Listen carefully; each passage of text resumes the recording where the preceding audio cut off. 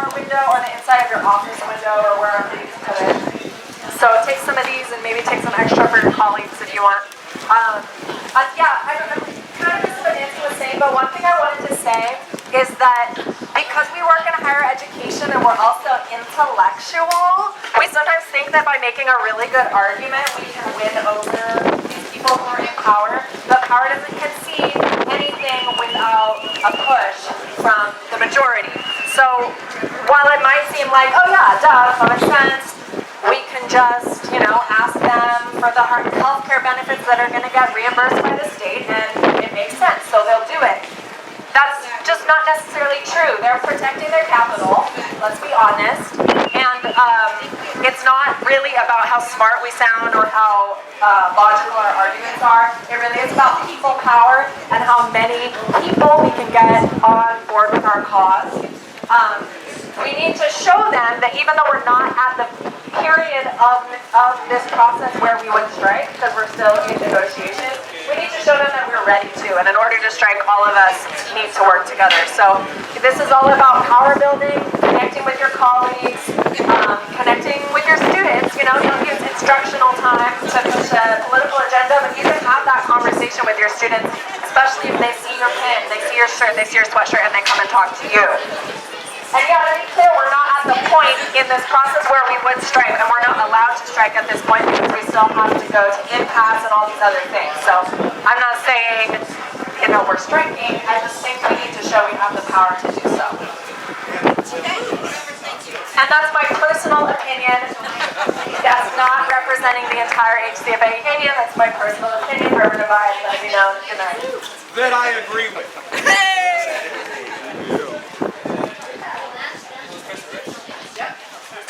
Hello, my name is Jaime. I'm here supporting my faculty. You guys are in the forefront. You guys are changing lives. You guys are helping us be the future leaders of tomorrow. What am I going to do without my communications professor? What am I going to do without my algebra teacher?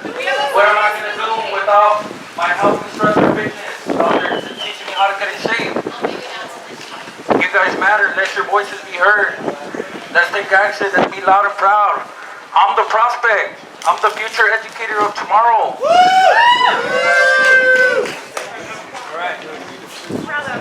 Thanks for everyone being out here. Like I said, I'm the prospect. They want students to come here to Hartnell, right? Let's keep talented professors here and not go away, have to go somewhere else. If you guys weren't good educators, the students would have said something, but you guys are talented, you guys are gifted. Hartnell professors are some of the best out here in Montemayor County. Let it go. Classified staff, stand with faculty. Our faculty at Hartnell are the best. This is with you guys. We'll be with you every step of the way. Fight on, get a contract. We're here with you. Some of the poverty levels that exist and really provide a promise and an opportunity. So workforce is really critical. I worked for the city of Soledad for over 20 years, and I know obviously the union, the pensions, the wage salaries increases, that's really critical to our workforce. And we know we have really high inflation numbers. People are still hurting after the pandemic. The high cost of rents and housing, food. So this is an opportunity for us. We say our essential workforce, we're critical. This is an opportunity to really show that our workforce is critical. They are the backbone of our economy at the state level, at the county level, at the city level, at the college level. So it's important to be able to come to the table and negotiate it in a fair manner to educate our future. And many times we say students first, or we say our workers are essential. We need to make sure that we treat them as essential. What do you make of the pay raises for management? I haven't even talked to her about that. No. Because our issues include smaller class sizes so that we can better connect with our students. Our issues include taking that state funding for healthcare for part-timers and bringing it to Hartnell College. Well, while I have you, Meryl, on camera, meeting with people out here right now and talking with people, what is the feeling in terms of our college teachers at Hartnell College being underpaid?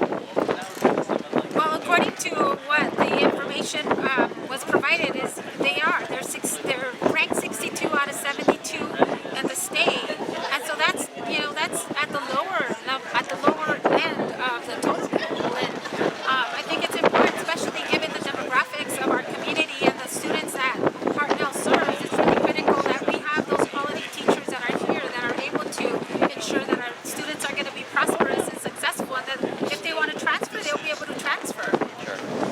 Okay, we'll go ahead and call this meeting back to order. And this time, just wanted to some know, we have an overflow room set up in 112, so any of you in the back, you're certainly more than welcome to stand where you are, but we do have an overflow room that watch the rest of the meeting from there.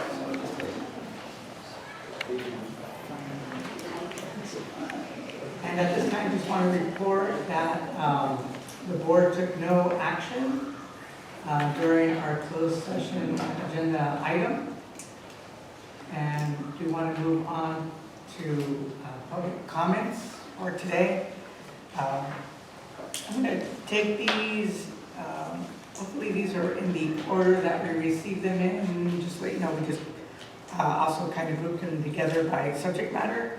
And we'll open up public comment. First will be Lawrence Yee.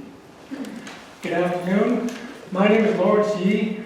I started working at Hartnell in 1997 as a full-time chemistry instructor and retired earlier this year.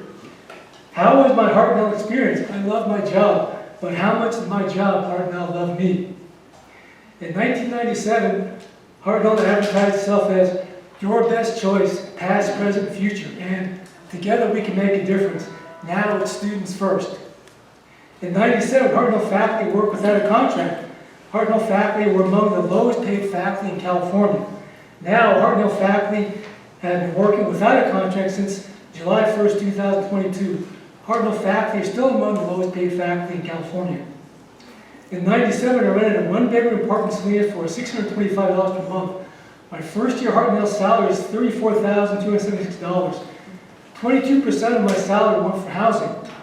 Now, a one-bedroom apartment in Salinas rents for $2,100 a month. A Hartnell instructor would need to earn $84,000 per year to afford to live in a one-bedroom apartment in Salinas, spending no more than 30% of their income on housing as recommended by financial planners. In 97, the average home price in Salinas was $175,000. Mortgage, taxes, and insurance were $1,233 per month with a 20% down payment.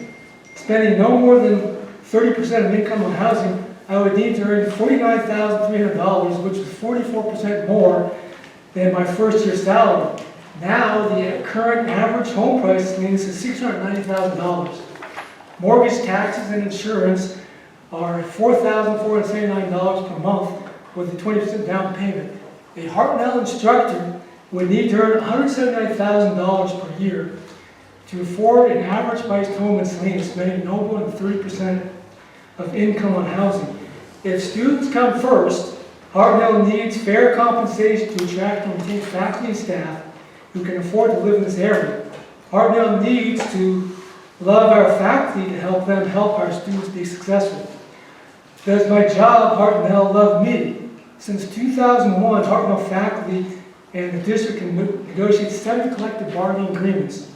None of the 7 contracts were negotiated before the previous contract expired. Hartnell faculty spent over 9 years, or over 40% of the last 23 years, working without a contract. Students first, many articles on why employees need to come before customers have been published in business journals. For example, Forbes wrote in April 2022, rolling out the red carpet for your employees before your customers. Think about how you want employees to treat customers, then flip it around. Are we treating our own people that way? Why would you want to do that? Because what's happening on the inside of an organization, how employees are treated, is going to be felt on the outside by the customer. Working without a contract and being compensated less than our peers at other colleges lead to a stressful work environment, low morale, an unsatisfied workforce, and thoughts about changing jobs. Here are a few examples. Early in my Hartnell career, several senior Hartnell faculty advised me and other young instructors to seek a job elsewhere that would love me more than Hartnell. In 2006, Hartnell faculty salaries were dead last, 72 out of 72 in California. Students first, faculty last.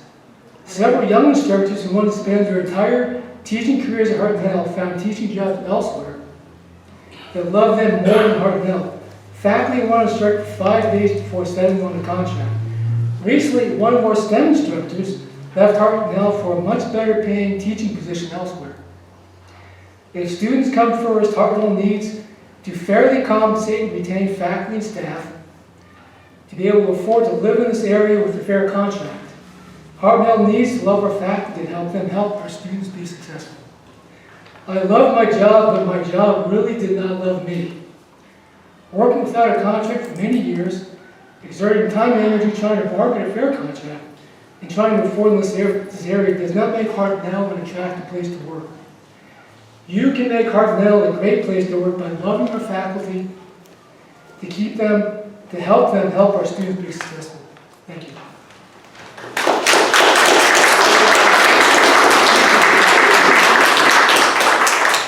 And then for the next couple speakers, they want to cut off Lawrence, but we'll keep them to 3 minutes.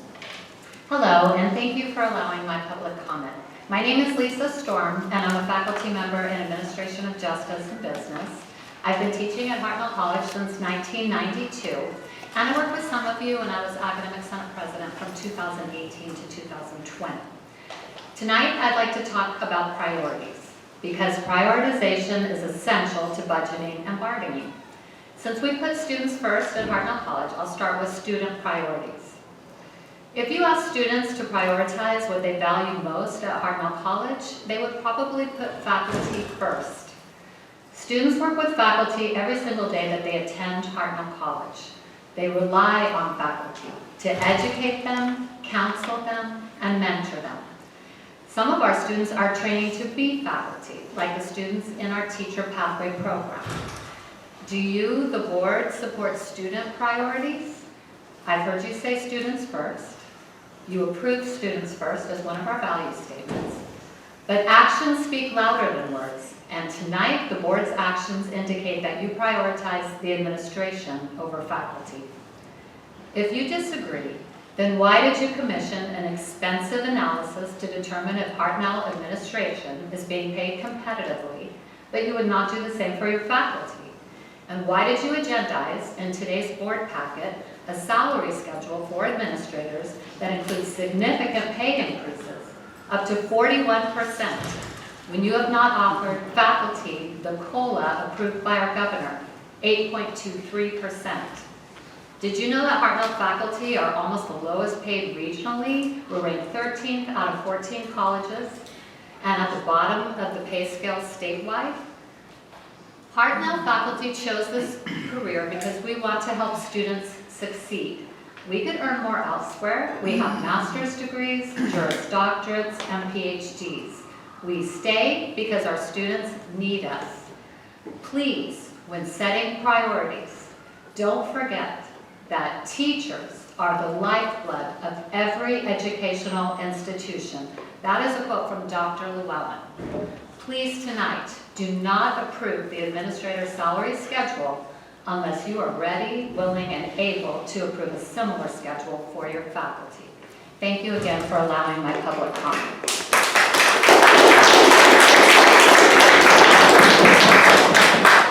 In looking at research on good faith negotiations, I came across a 2015 article published in the Journal of Conflict Resolution, which I gladly will share with you after tonight's meeting. In this article, researchers Eddie Glasman of Columbia Law School, Neda Barak-Horan of Harvard Law School, and Ilan Yaniv of the Hebrew University of Jerusalem examined the behavior of what they consider to be the greatest threat to good faith negotiations, which they refer to as false negotiators. The researchers identified a few identifying traits to test whether or not you have false negotiators in the midst. Specifically, false negotiators tend to respond slowly, dragging out the negotiation process. They sometimes ramble about unrelated issues and are more likely to mention constraints that they claim limit their ability to do a deal. So I would just ask, not only for our side, for the faculty union side, but of course for the board, to just really ask yourself, have I stepped into that realm of being a false negotiator? We, from a timeline perspective, are over a year out on a contract. And with that in mind, I would also very much like to encourage you, besides getting to the table and getting a negotiating settlement done with the faculty for the contract that's already been expired, that you would be looking ahead, because any contract that we're going to have coming up is already going to expire in less than 2 years. So I would encourage you, get things closed and settled with the staff, and immediately get us back to the table so we can really put forward this notion that we talk about, we give lip service to excellence. Well, why can't we do that in the negotiating process between the board and the faculty union? My understanding is that there has not been an on-time contract in years. I think that we are all at a place that we can change that, and the best way to really move forward and to start getting to a place to where we have a better negotiation environment without the specter of possible false negotiating is to get business taken care of now. Thank you.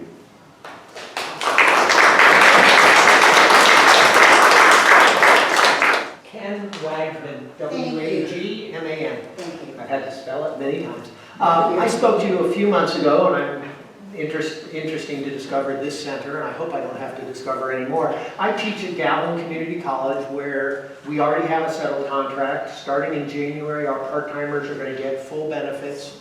And if the state doesn't come through with that amount of money, we have clauses in our contract to allow us to reopen negotiations so that the district is not out a lot of money for many years.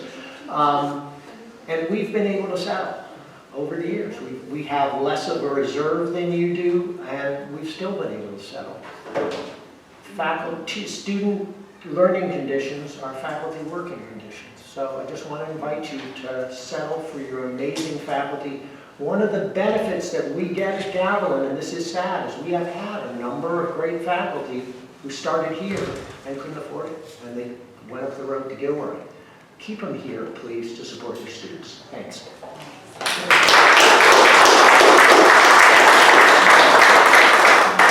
My name is Cynthia Ainsworth, and I'm the Student Services Librarian. Every day, I have to justify my worth and value as a librarian to this institution. I'm happy to demonstrate my value, but I shouldn't have to prove it. I was told by administrators to be creative and think outside the box. I now realize that's admin talk for do more without support, resources, or pay. Faculty are not asking for something unreasonable. You just heard from someone from Gatlin. A fair contract is not unreasonable.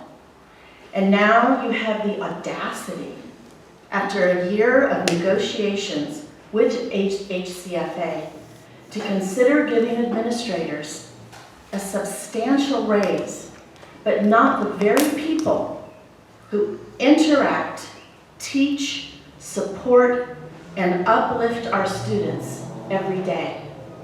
Where is your moral compass?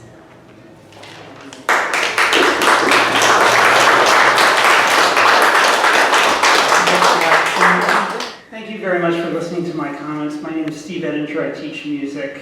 And I'm concerned about well, some of you know that my big bugaboo is communication. I like to make sure that people are communicating in honest and transparent ways. And I'm concerned about the effect that a prolonged labor dispute might have on relationships at this college. Not only relationships with administration, but relationships with our students. Some of you may know that I live down the road in King City. If I had a flat tire, I'm going to wager that every single person here would stop to try and help me. And you'd probably say, Steve, you stupid idiot, you didn't do AAA, you're not a member of AAA, your cell phone doesn't work. And I said, yeah, you're right. And then you would help me with whatever you could. Maybe you couldn't stop because you were busy, but maybe you'd call AAA for me, or maybe you'd call someone else that would help. It seems to be with a lot of the negotiated items that we have, such as part-time healthcare for part-time instructors. Many of the proposals that the unit has put forth have not been greeted with any kind of counter-proposals. And that worries me, because to me that's like somebody just driving across 101 when they see I've got a flat tire. And not doing anything to address an issue that I think should be an issue of everyone's concern. So, and then these people that drive across, 101 seeing me, we have to work with those people every day. They're administrators. We have to try and do all the wonderful things that we do with our students with them. And I'm wondering what it will do to us as an institution, how we're going to be able to get along, how we're going to be able to function, how we're going to be able to do all of the wonderful things that I've heard so much about and I've seen so much here at this campus. So I really love Hartnell, and I love all the things, all the great activities that we have for students, all the great learning opportunities. And I'm concerned that if this situation persists, where there are no counter proposals that are being put forward, we're creating an atmosphere where there's not a whole lot of back and forth, there's not a lot of communication going on, and that it's going to adversely affect our students. Thank you very much for listening to me.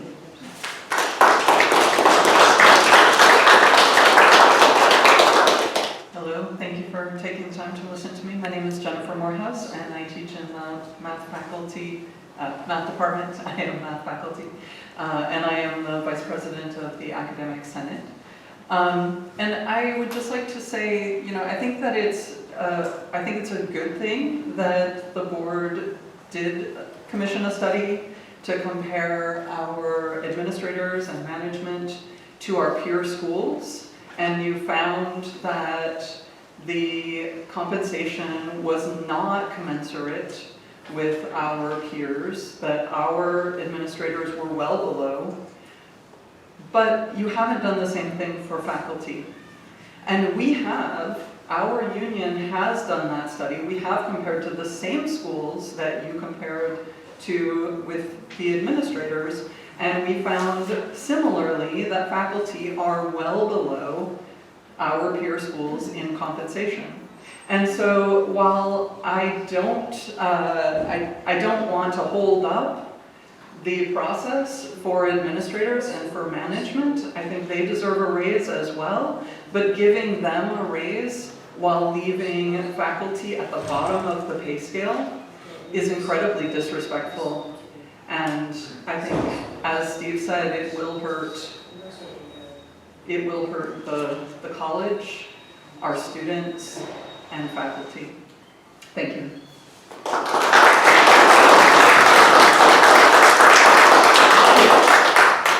Daniel Peterson.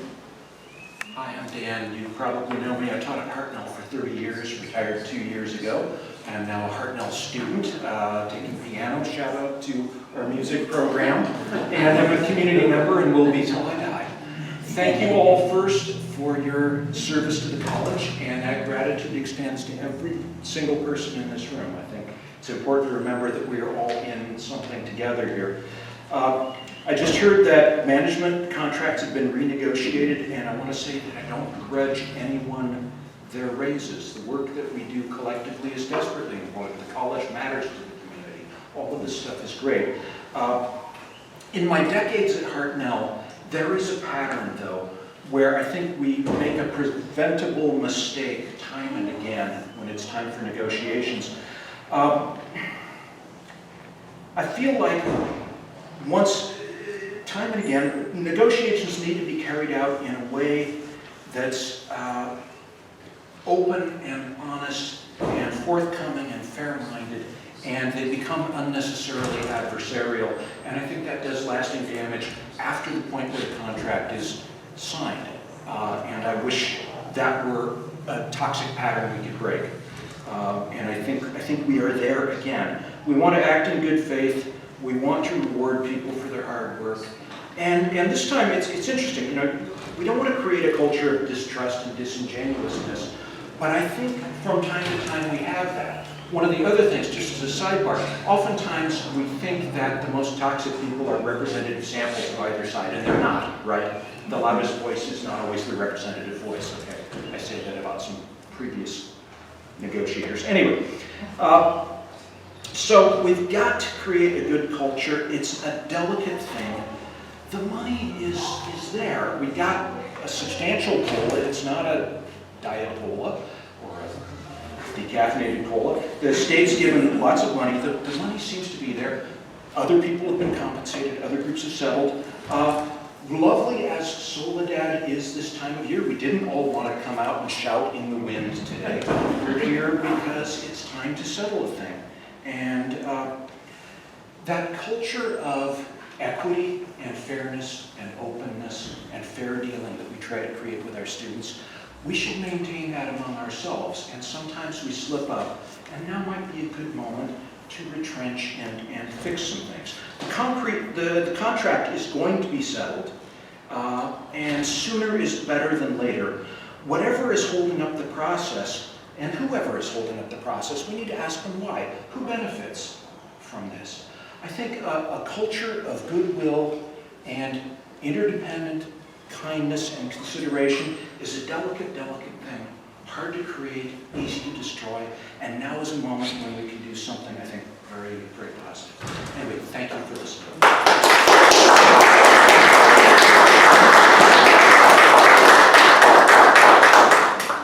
Less than 2 weeks ago, the president stood in front of the entire institution and told us we serve with no need for reward. But it turns out there are wonderful rewards, just not for faculty. Plenty of rewards to be had, but not for us. Somewhere along the line, we apparently did something that garnered this reaction. And I spent time trying to think about what that was. Because as Dan has pointed out, the growing sense is one of hostility. I don't feel comfortable at Hartnell. I do not feel that the people who are supposed to look out for my best interests are looking out for me. I don't think that when I read an agenda that says equitable pay everywhere, but the highest raises are going to the people who are already making the most money, makes sense. That is not equity. And if we are committed to equity, it's important to note that the responsibility for making things equitable lies with the people who have the most power. That's Equity 101. And I watch systems of power at play all the time. And I watch them at play here. And I know how these things play out. And it's discouraging. And what have we asked for? We got 1% that was supposed to be supplemented with a SERS increase that did not happen because the board told us that there wasn't going to be money, and we took the hit. And now we're offered full COLA from the state, and we're not getting it offered from you. We have shown that we are willing to take less money when it's needed. And now when it's there, suddenly it's not for us, but for other people. And what do we ask for? Basic human rights for our part-time faculty. Healthcare is a human right. What do we ask for? Reduction in class sizes, which has been closely tied to student success. Equity is our goal? Show us. Because what this agenda item shows me is that I do not work at a Hartnell college where I am a part of one group working towards something. It shows me that there is administration and there is the rest of us. And we have to take whatever we're given. And as Dan pointed out, what happens after that? When the dust settles, the negotiation is over, and we've been forced to take less money for whatever makes people happy. And you want the same from us? Dedication for initiatives that are coming? DEI emphasis? More work for less pay? All I'm asking for the board is to think about what the long game is and what the impacts on the equity goals and the overall communication climate on campus is going to be. Because right now, if this gets approved, you will be setting the institution back years.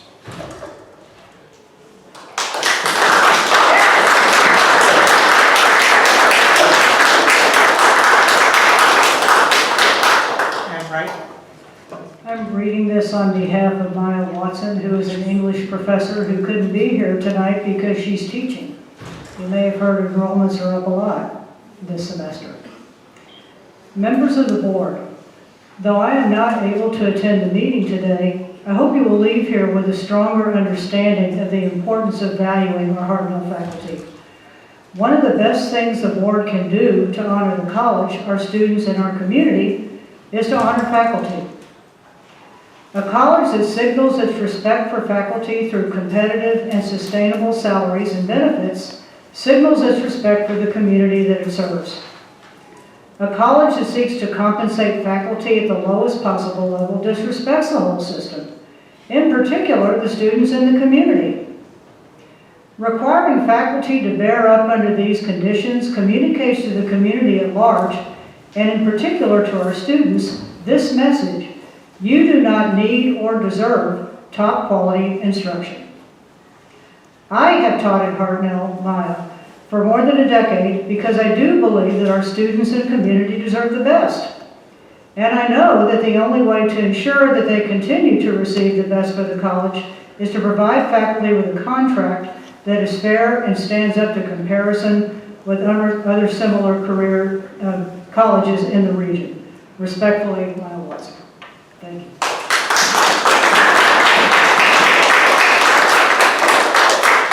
Good evening, board. My name is Alejandra. I'm a resident in Soledad.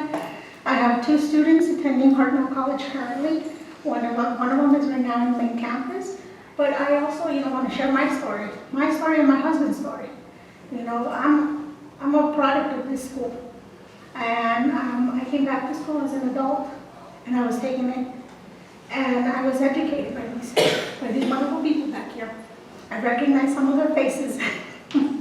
But, more importantly, I want to share my husband's story.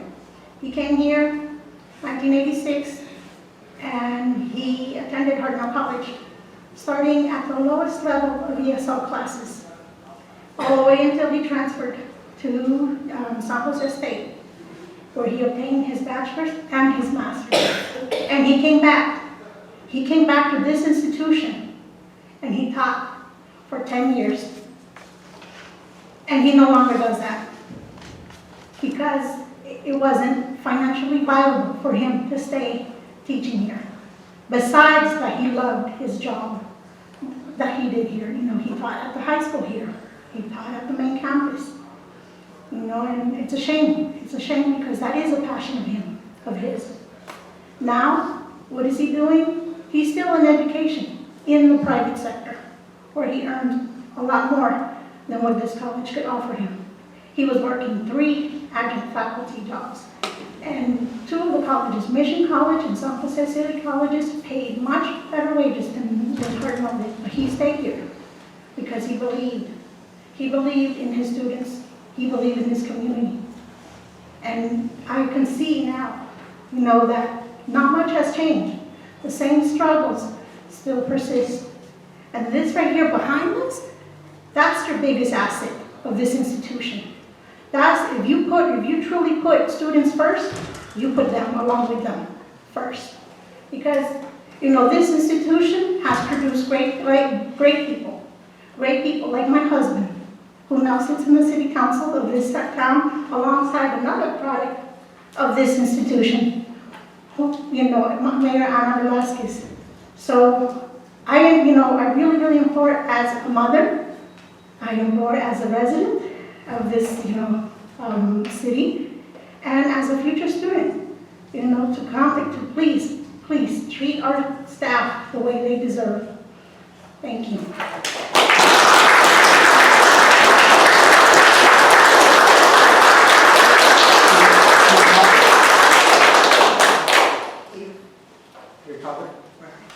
Good evening. I had a speech which I had time to do exactly 3 minutes, unlike my last appearance. But I've discovered that several of my colleagues have already made direct and salient points. On the slip that I turned in under my topic, management strategies. So, I've got a lot of stuff some of these people have already said before. You may not know about this about me. This is the 3rd career for me. 3 years ago was the first year in which I had been teaching business and management classes longer than I'd actually done it in the field. I am the victim, and I use that word correctly, I'm the victim of 2 previous strikes in different places where I worked. One in a manufacturing setting and the other in an academic setting. As a result of that, and further what turned out to be a non-strike area, I've had the opportunity to have been professionally trained in both in industrial and in the area of academic areas of negotiations. When I put there management strategies, it is not clear to me what the strategy of this board is. And by that I mean each one individually, in this sense. We keep hearing how important faculty is to the institution. And someone mentioned earlier, if you survey the students, what is the thing that they attach to when they're here at Hartnell? And that is their faculty. So as a management strategy, it would seem to me that your area of priority really would be, how am I going to connect with my faculty who are the people who actually connect it? This isn't meant to be denigrating in anybody. I'm sure there are a lot of people who are on the administration side over here who do terrific jobs doing whatever it is administrators do when they administrate stuff. But the rubber hits the road when we are in the classroom with the students, period. And in my professional management development class, an area that we talk about is how do we get from the pyramid and what happens at the top and what happens at the bottom. My opinion is that in terms of a management strategy, having dragged out these negotiations for as long as appears to have been done, this is a poor strategy because it reflects to the general public who only see the headlines and don't read the rest of the story that the 2 sides are loggerhead for some reason. Whereas our perspective is, we've come to the table, we've made what we consider to be at least good faith opening discussions, because we're not negotiating.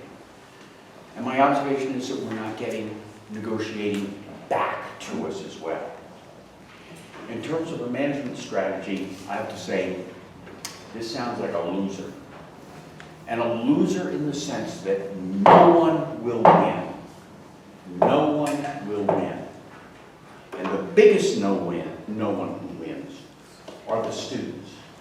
Because the pressure that gets put on the institution as a whole begins to squeeze the inside parts. And I've seen that both in an industrial setting and an academic setting. And I would like to encourage you, and we've had several people who mentioned specific aspects of that, so I won't repeat those. I encourage you, when you are planning the 3 days, you've got 3 days, 3 8's 24, that's 24 hours, people. That's enough to settle almost any kind of contract.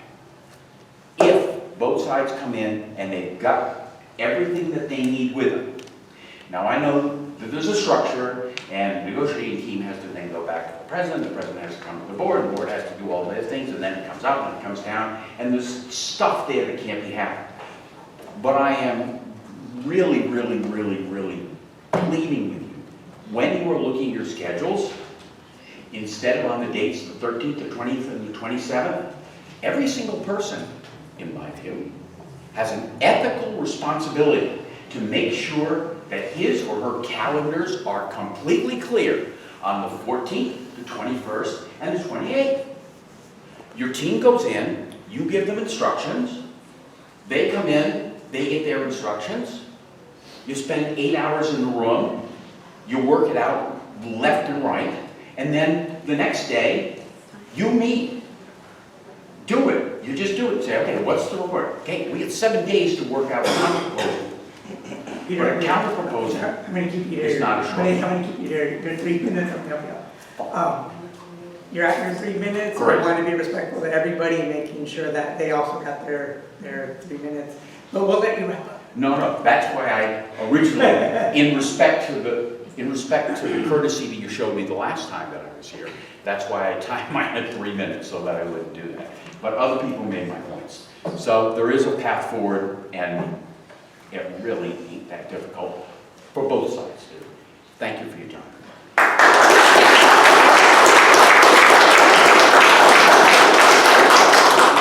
I'm Christopher Zabeta. I'm the head cross-country track and field coach at Hartnell College. I just kind of want to start off with a little bit of great news. We started our season on Friday in Fresno at Woodward Park. This is the host of the state preview meet. So many of the schools from Northern California and some Southern California schools went over to Fresno and ran on the course. I have a young lady. Her name's Andrea Villegas. She's a graduate of North Monterey County High School.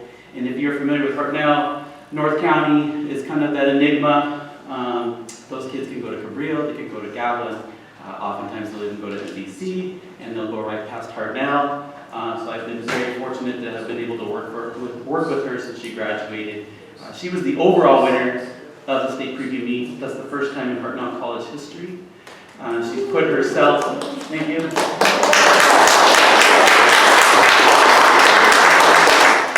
She's put herself on a very, very short list of women at the 2-year community college level in California that could be the overall state champion. And that has never happened in Hartnell College history. What's unique about Andrea is she is a non-resident student. She spent all summer working 50 hours a week picking strawberries. The little that I did see of her was here and there, a Saturday here, a Monday there, but it was, Coach, I gotta go to work, can I leave right now? But her communication with me has improved in those 3 years. It has put her in a situation to achieve such a feat. I remember watching her go across the finish line, and I look back in the video. If you follow our social media, you can tell how overjoyed she was. But the other side of that is I'm walking along the course, and I have Ray Winter, the head coach of President Pacific. He comes up and asks me about her, and I tell him her situation. I go, she can't get any federal financial aid. She did our Welly program over the summertime, so it'll help a little bit. But she worked in the strawberry fields so she can afford to go to college at Hartnell. So she can put gas in her car and drive from Castroville every single day. And he's like, well, you know, we're a sanctuary university. I'd like to help her. I'll pay for everything. That's the kind of unique opportunities Hartnell provides. For many of our kids, it's not easy. But behind those stories are also the coaches. And I'm not talking about myself. I'm talking about our assistant coaches. To bring a little bit of education to the board. In our off seasons, our coaches are asked to volunteer. I don't think there's anybody on campus that is asked to volunteer at any point in the year for the entire semester, unless it's a committee, but these are employees just like anybody else. And in many cases, they're making very close to minimum wage. And so what I'd like the board to consider is that we put out special assignments that are paying employees throughout the entire year, is to strongly consider making sure our assistant coaches are paid through the entire year, because they make stories like Andrea Villegas possible. Thanks.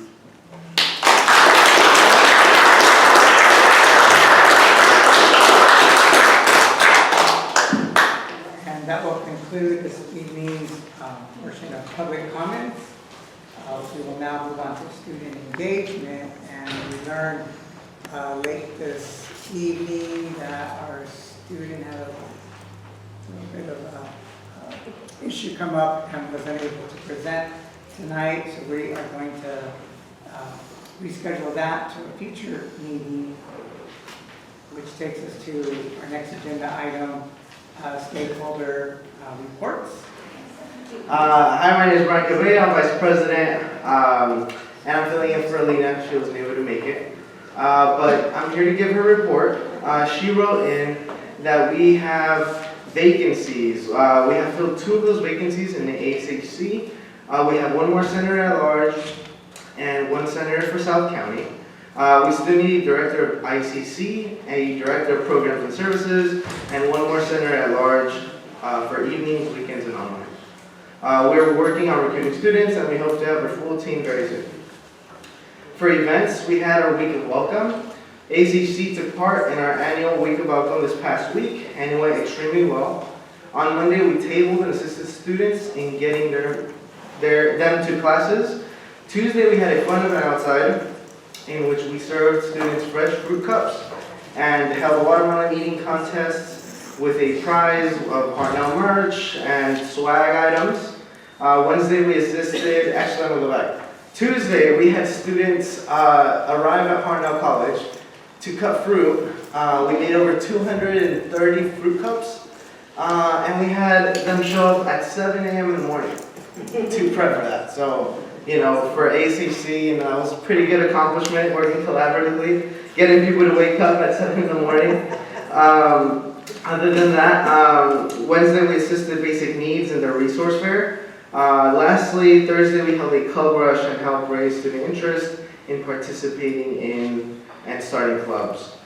Throughout the month of September, we have had, we will have a 9/11 Memorial, Hispanic Heritage Month celebration, Suicide Prevention Month, and Campus Safety Awareness Month. ACC officers will participate in a self-love workshop for the Independent Living Program youth, where we will discuss our experiences at Hartnell and student government. The workshop will take place September 12th. We are also working alongside the Guardian Scholars / Next Up program to give students a presentation regarding student government and a role in the Hartnell community. This presentation is also set for September 13th. Thank you. So our academic senate has not met yet. We have our first meeting scheduled for a week from today, and we have quite a lot on our agenda and on our plate for the upcoming semester. We have a lot of opportunities, and I think you have heard tonight about the commitment and the engagement and the caring in this community. All of my colleagues behind me, my faculty colleagues, my classified professional colleagues, staff, and management colleagues. This is a family. Hartnell is a family. And we come together and we do great work. And we're on the cusp of something really important. Probably the first time in maybe 20 years that I have felt like we're really on the cusp of making some important changes. And the Academic Senate stands ready as part of the family to work on those changes. We have the initiatives that are going to come from the evaluations done by the SWIM Digital Group. We have the coaching and the accountability and the assistance and support from the coaches from Achieving a Dream. We have a new president with plans, with dreams, with a vision. We have faculty and classified professional staff and managers who are hearing some of the upcoming changes and thinking, oh my gosh, finally, these problems that we've been hearing about and experiencing for so long can be remedied. It's exciting. It's also terrifying to me because of the contract that's sitting out there unsettled. We have part-time faculty who serve on our academic senate, who serve on our committees, who are ready and willing and able to do that work. But if they don't feel respected, if our college says no to part-time benefits when their surrounding colleges have not, they might not come back. They might not have the extra time to do that voluntary service on committees and the academic senate. I might be leading the academic senate, and they will not be following. The same with our full-time faculty. They're here tonight talking to you because of an item on the, well, for lots of reasons. We had this activity planned well before today's agenda went out. But part of the anger that you're hearing and the frustration and the dismay that you're hearing is because we have been talking about being at the median. Our negotiating team has been talking about being at the median since the beginning of the negotiations. On your board packet tonight, it says that management salary restructuring was to move those salaries to the median. We've been trying to do that, and we've been stopped. Again, why? If people are still asking why when we have the opportunity to take on some of these challenges from Achieving the Dream and Swim Digital, and faculty are still asking why have we not been important enough to be considered that our talent is worth attracting and retaining, right? Top faculty talent is worth attracting and retaining. And if they're still asking that question of why, again, I might be leading the academic senate, but who will be following me? Thank you.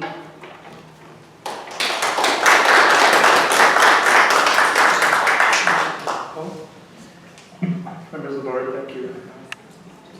I just kind of wanted to say, didn't really have prepared remarks, but just to give a few updates.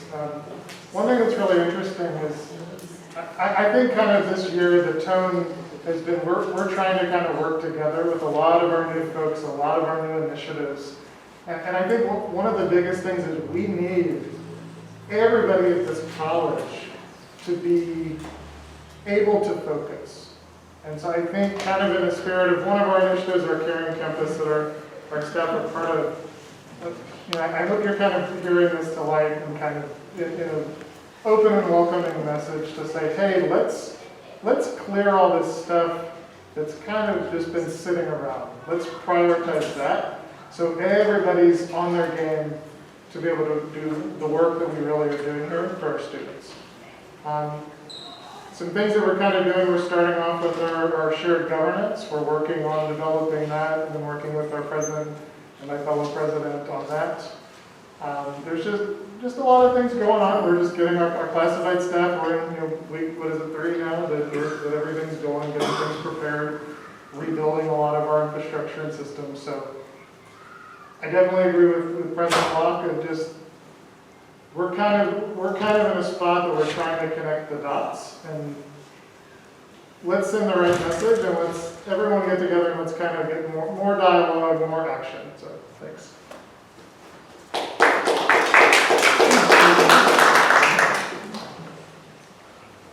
Hello, I'm Nancy Scherbinger and I am the Hartnell College Faculty Association Union President. So I'm here in front of you again and I want to echo, we're excited by our leadership team here at Hartnell and their vision and the fact that we've brought in resources and coaches and mentors to take the college to the next level.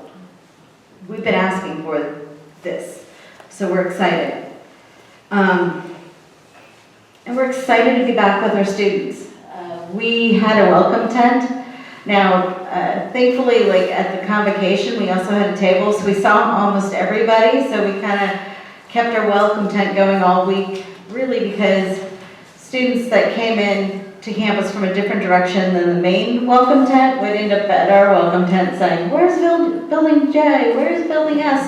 And it was fun connecting with the students. We spent more time welcoming them than each other, but that's okay. That was joy. So we do positive things, but there's just so much to say. I mean, retired faculty coming in here showed that basically tenured faculty, I remember when I got my tenure track position, my faculty, a faculty mentor when I was in my program said, are you ready to marry them? Because tenure often lasts longer than marriages. Because you stay at the college for your career. We lost 2 valuable faculty this summer that didn't choose to stay here for their career. They were mid-career faculty. with great reputations, but they make more elsewhere, or they can't afford to live in Salinas with Salinas salaries, and we don't have, solid remote work options. So there's issues. I heard the word toxic pattern. These delays can cause harm. We're working really hard. I like the people here. So we're working here really hard to maintain relationships and be respectful about our comments and about what we want. And we want to get on with the good work, but we're not going to do it for the money you've authorized. I'm just saying, we're not going to do it, and we're not going to do it without health care. We're just not going to do it without health care. The state has put aside $200 million. Only $20 million of that was used this past year. How, it gets said, well, there's no guarantee this initiative will stay. How many initiatives have we done that haven't stayed? Faculty? A few? A few? So, we've done the work for initiatives done on hold and things go on to, the new things, and we're willing to jump in. You need to be willing to jump into this. You need to be willing to jump into this. This is important. I'm sorry, I'm a nurse. I see the toxic effects of lack of health care. I see people coming to us too late. I see the death and destruction it causes. So, not getting on this bandwagon when our community colleges with less reserves than we do have, it's irresponsible. It's unethical. And you need to get on it. We're willing to be like Gav and have an out clause if the state goes back on it. We've said as much. But the money's there and people need health care now. Well over 60 people came out today to lend their support for our rally. The longer you wait, the stronger we become. Thank you.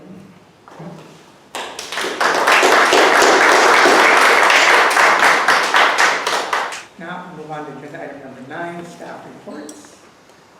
Any comments or questions regarding the staff reports? I have a question. For Mustafa, you mentioned that Rising Scholars is going to have 2 graduation ceremonies coming up pretty soon. How many students do we have in each of those graduations? Is he here? I need to ask her. Find out for you. We'll find out. We'll find out. Okay. We're in the staff reports, correct? Yes. I have a question for Jackie. Trustee Padilla-Chavez. Jackie, I'm really interested in learning more about the Salinas Inclusive Economic Development project that you cited. And in particular, I want to understand, because it sounds like it's a collaboration with UCSC, and I'm going to assume other partners. But I want to understand, for Hartnell specifically, when it comes to Joby Aviation and that partnership that you reported on, how does that land in our college? How is that connected to our student community? Well, good evening, trustees and all the audience. I want to make sure, let's see, is Clint Cowden here? Okay, all right, so he was my backup, so maybe President G could help me with this a little bit. But let me answer your first question about Salinas Inclusive Economic Development Initiative. So it is funded through the James Irvine Foundation, and the funding is parked at the Community Foundation for Monterey County. They're the fiscal agent and the anchor of it. It includes several community-based organizations, including Mujeres en Acción, Centro Binacional, Rancho Cielo, ALBA. It includes COPA, it includes CCA, and then there's mentors. A little bit more experience in economic development. The mentors are Hartnell College, Digital Nest, Chispa, First Five, And I think actually Coban is a mentor, not a recipient. So those community-based orgs are recipients of funding. We basically get a little bit of offset to be part of it, but we don't get the implementation funding for SIDE itself, for Salinas Inclusive Economic Development Initiative. Where we get funding is through the UC Santa Cruz partnership for the, it's really around drone technology right now. And so Joel Thompson is here, and they're doing drone camps. I don't know if you saw that through IG. That's through that funding. So it's a little bit less than $300,000 for us to partner with UC Santa Cruz on developing the camps, but also working on starting a deeper relationship on what we could do around drones technology, and then in the future with aviation technology. But we're not there, we're not there yet as far as curriculum development, nothing like that. Right now, we're just working on the camps with them. UC Santa Cruz is delivering them. They partner with Hartnell so that our students, our community has access to them, so that they don't have to go all the way to UC Santa Cruz, so it's more of an access point. And then, well, I think the investment signifies that James Irvine in particular values Hartnell, and that it is through Hartnell that UC Santa Cruz is accessing the funds. Let me see if I can make a little bit more sense. James Irvine Foundation is invested in the Salinas Valley. UC Santa Cruz has a whole bunch of programs right now that are working on aviation, drones, technology, but we are the local mechanism to be able to get our students in our valley the access to that. So when it comes to the, so let me understand, because it sounds like two different initiatives. Yes, that's correct. Salinas Inclusive Economic Development is one initiative, and then the partnership with UC Santa Cruz is a separate initiative. I read it in the same paragraph, so that's why I don't understand how one has to do with Okay, let me explain the connection. The connection is that Salinas Inclusive Development Initiative said we want to be data informed, and so through that partnership, Chris Benner and Manuel Pastor, with their Solidarity Economics Framework, are the ones that are doing the data outlook, for example, on housing, on jobs. So they're doing the data piece. So that's how UC Santa Cruz got infused into SIDE. And then there was a workshop on the aviation and DART partnership, and then more activity among those CBOs and Hartnell as well. Does that make sense? Yeah. A little bit. I think the whole it sounds a little lofty, I will say. It's a big presentation because there's so many parts of it, and it's very ambitious. I guess, again, I just think about how does it land? How does it land to our student? Right? Yes. It's great that we're involved in all these great initiatives as a way of our own learning, as a way of our own partnership. But I'm always interested in how is that going to affect the students' lives? Like at the end of the day, explain that to me, right? Because if the goal is for us to unfold a drone program long-term, that's what we would like to see, then maybe just tell me that, right? Like at the end of the day, we're exploring to see if we can make that happen. Yes. Which I'm crossing my fingers, that's kind of like what the end goal might be of this thing. Yeah, right? that would be a presidential question, but let me say something. Yes, that would be the goal, but there's a lot of steps in the process to be able to get there. And then Joby also has to figure out how they want Hartnell to partner. Exactly. So we don't want to say, we are going to be the developer of your curriculum if they already have, it sounded like they were already working with another consortia. And so we may be able to just be a partner in that. So, but we do want to partner. We're at the table with them. And it's actually the ball is on their court now about coming to visit the Alisal campus so they could see the mechatronics shop, so they could see what assets are that we already have. Got it. Thank you. Jackie, and Eric, I just want to comment. I think part of it too is that you explained it to me, and like you said, it's extremely complex, but it's awesome.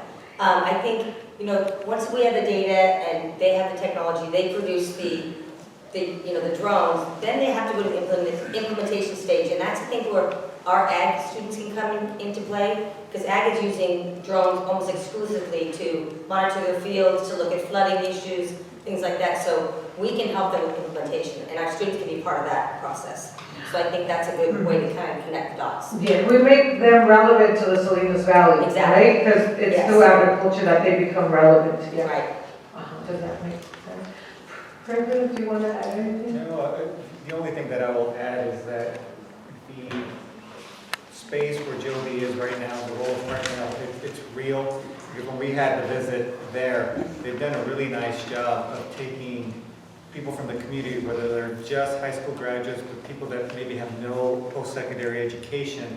They've created training in-house that have allowed them to get good paying jobs, and that's wonderful. I think where we have an opportunity is that one of their sponsors is Toyota. Well, we have one of our programs in Toyota that already has the curriculum that has been established. So there's opportunity, but that opportunity, that next step is them coming to see what we have to offer our assets, as Jackie mentioned, at Alsop. Because I think once they have that opportunity to see what we have, I think their eyes will be open. Thank you for the question. Jackie. A question also, in regards to your statement, that you're working with members of the Oaxacan community to produce sound bites. Exactly what does that mean, and who is it focused for, and how is it affecting our students? Does that mean that we have students that are Mixteco speaking only, or Yes. or Triqui? Yes, so a couple of things happened through the Salinas Inclusive Economic Development Initiative. We learned a lot about the younger Oaxacan community that's here in South County, and we learned about their needs and their wanting and their desire to possibly attend Hartnell College, and their parents not knowing how to access information. And we realized that we've never done any we've never done any marketing for the Oaxacan community that speaks to them in their dialect.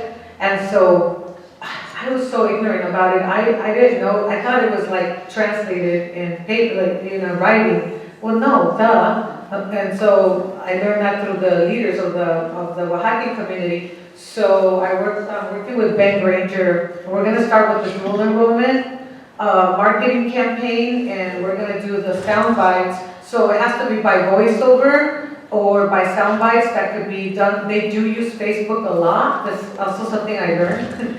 And they use social media a lot, so we'll do some information materials, but that's what has to be done for that community, because there is no paper translation. It has to be done digitally or through voiceover.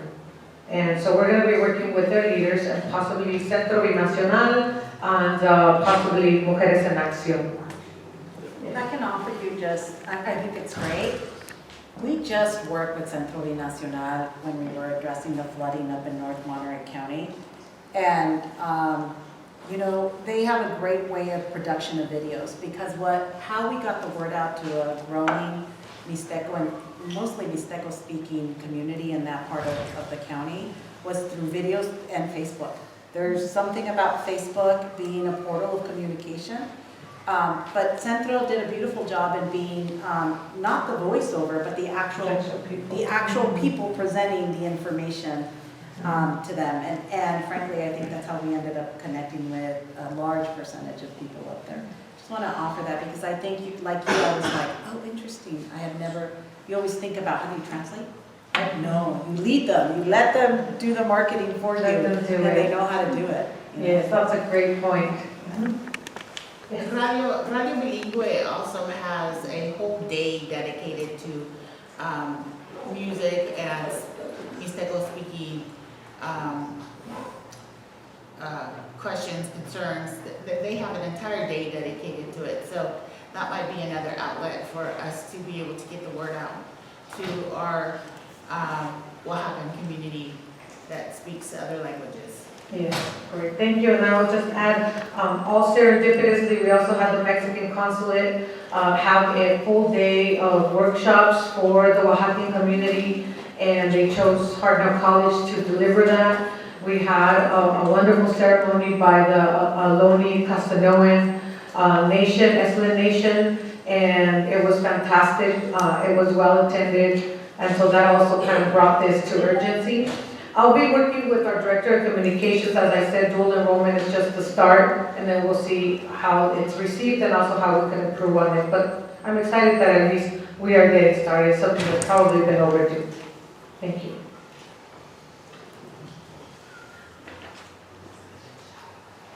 Any other comments or questions regarding the staff report?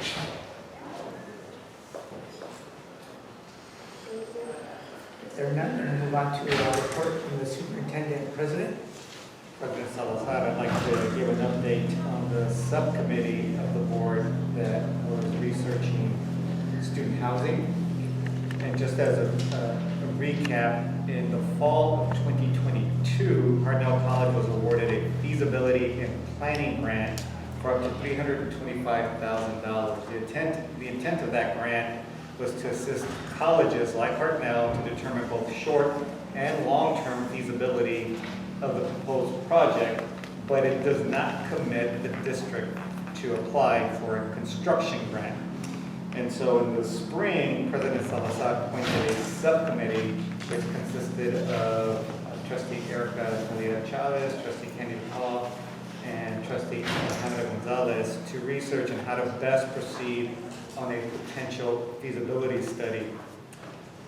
Incidentally, in the summer, in July, Governor Newsom signed the new 2023-24 budget, which includes the elimination of the 22-23 general fund appropriated for housing grants, but it actually provided $81 million ongoing general funds to support debt service, and that's a key term, debt service for student housing projects from 22, 23, 24, and 25.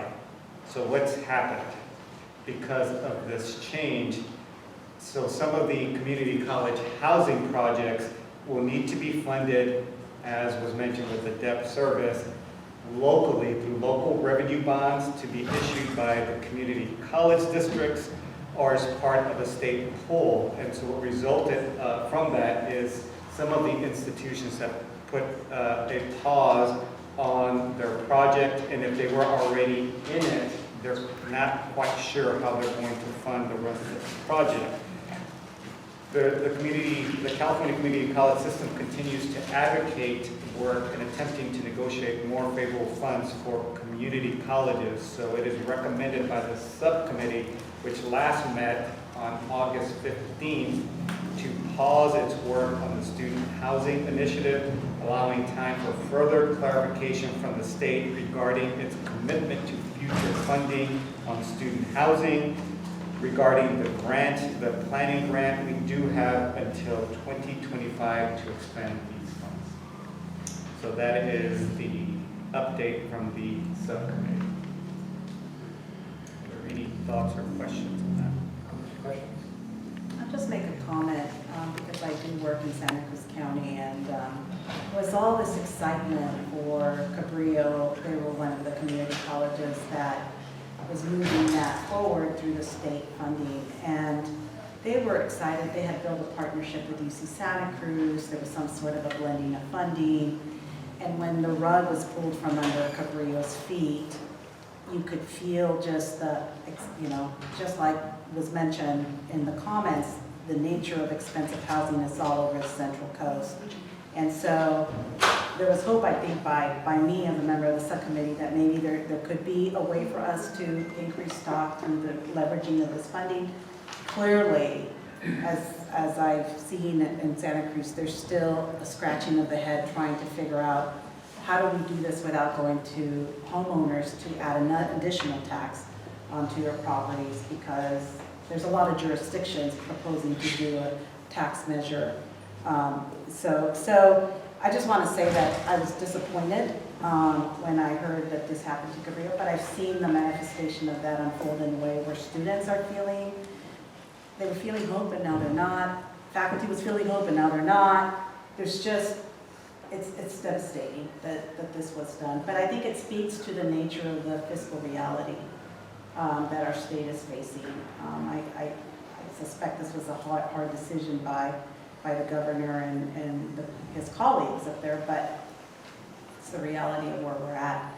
I'm hopeful that there's resolution so that we can restudy how we can use this opportunity to really do something real if it is feasible financially speaking. Okay, if there are no other, yeah, I have one more thing, yes, and so just an announcement, Counselor Liz Estrella retired after 23 years at Hartnell College as of August 30th of this year. Liz.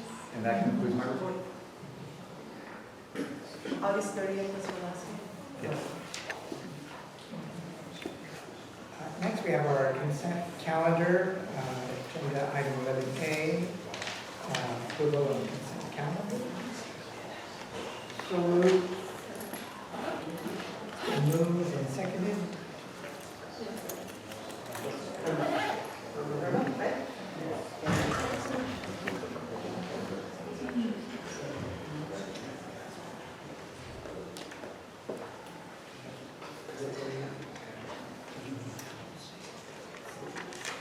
Enter your votes. Is it coming up, Alejandra? Got some tech issues over here. How do you vote? Tech issues? Great, yes. I'm going to get a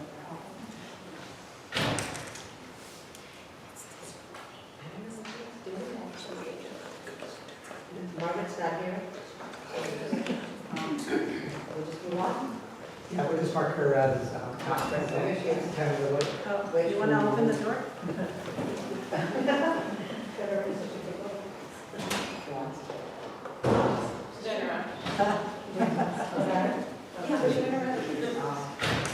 We're waiting for your vote, Margaret. Sorry. I think it's one big for the women's restroom. Yes. Do what you gotta do. They're all. It's the consent calendar. Okay. Before we go, I just want to make sure, was there anything that you I wanted? approve. Thank you. It's not popping up, so. I just want to make sure there was anything you wanted to put for separate discussion. Okay, perfect. Got it. And motion passes. Next, agenda item 12A, receive annual budget for fiscal year 23-24.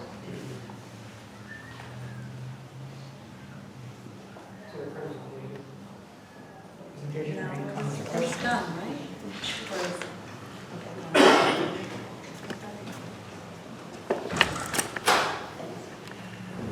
Good evening, trustees and colleagues and community members. For today, David and I have prepared a brief presentation on the 23-24 fiscal year final budget. I want to share the screen if I can for 1 second.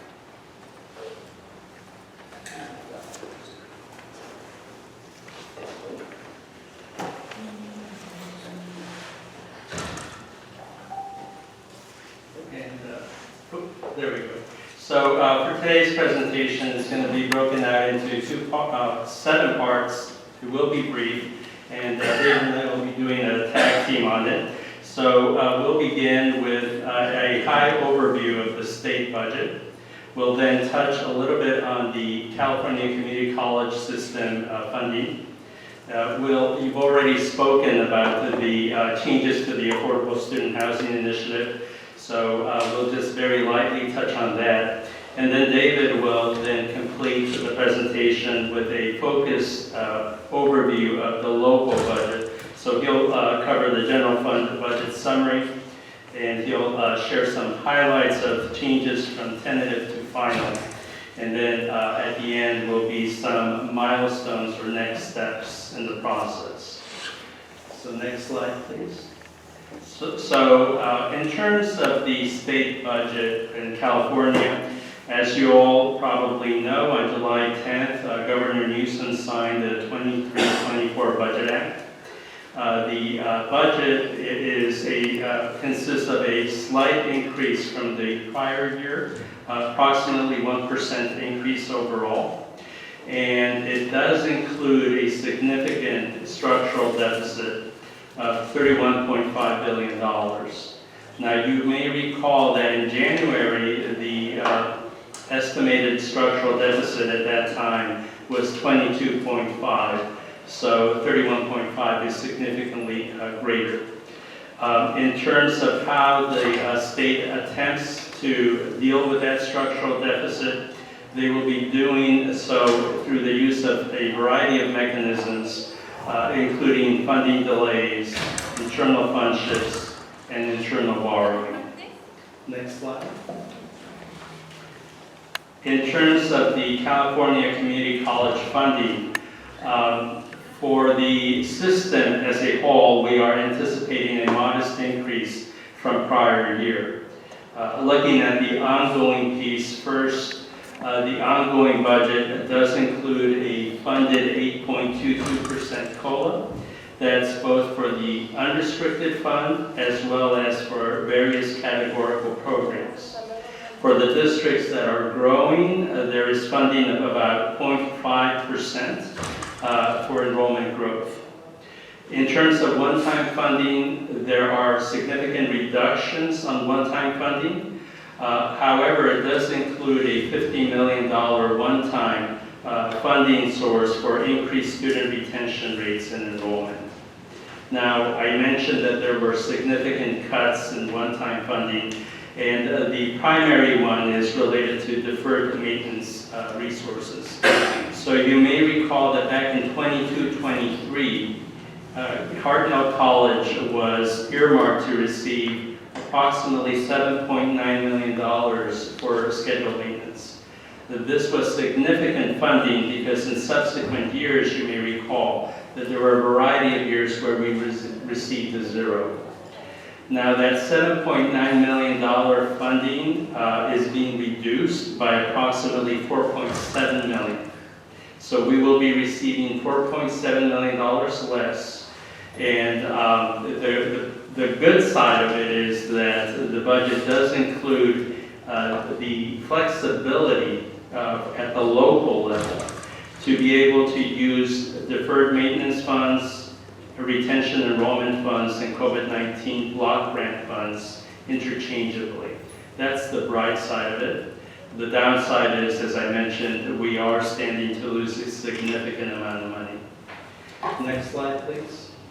And those were one-time dollars. Do you want us to hold questions until the end, or do you want us to ask us? Oh, if you have questions, that would be fine. So just a question on the tentative budget that we approved. When you put that tentative budget together, what number did you actually include in the budget at that time? Was it the 7 point whatever it was, or was it this reduced amount? The $7.9 million had been initially placed and a plan had been developed back in 22-23. For the 23-24 fiscal year, the reduction of $4.7 million was put in place. So we're beginning with an overall total of $3.2 million. Now, please keep in mind that some of those dollars, once the plan was developed, some of that has been already expended or is in process. But hopefully that answers your question. It's not all available. Correct. And lastly, before I hand it over to David, and really quickly, we spoke a little bit about the Affordable Student Housing Initiative. As mentioned before by President Gutierrez, there are changes that we are still anticipating in the coming weeks and months. We are waiting for better information and more clarification, and we will continue and resume the conversations when more information is known. So with that, I will now hand it over to David, who will focus on the Hartnell budget. Thank you, Graciano. Hi, good evening, everyone. I'm here to just essentially give you a high-level general fund summary. Essentially referring to the slides on the screen, the general fund budget's currently balanced at $71.3 million. The assumptions made is that we include the proposed COLA revenue of 8.22%. We're including a 2.3% deficit factor that's essentially dictated by the Chancellor's office. So that's about $1.5 million for Hartnell. The salary and benefits account for approximately 80% of total expenditures on the general fund side, and then our estimated year-end fund balance is about 23% or $16 million. On the expense side, we've essentially funded all identified requirements, which includes step and column increases. The SERS rate remains the same at 19.1%, which is the same as the previous year. PERS increased about 1.3%, so it's 26.7% for the 23-24 year. Workers' compensation increased slightly, and then we're estimating health and welfare benefits to increase by 7.12%. With respect to all the other district funds, we're projected to have a positive balance at the end of fiscal year 23-24. And then this slide is intended to give you a comparison to the tentative budget compared to the final budget. So the tentative budget, we didn't include a deficit factor because the Chancellor's office didn't indicate one. Moving to the final budget, we're again $71.3 million in revenue. That difference is noted on the right side, the third column. And then really, that's the only note to make there is that the decrease in revenue and expenses specifically related to the deficit factor that we're including. Next slide, please. These are just meant to give you reminders in terms of the budget approval requirements. So by September 15th, we need to have a budget adopted. Also hold a public hearing, which you're doing today. And then essentially, September 30th, we need to complete an annual budget and financial report. And then October 10th, we need to submit that report to the Chancellor's office. So that concludes the presentation. Thank you for the time, and I welcome any questions you have.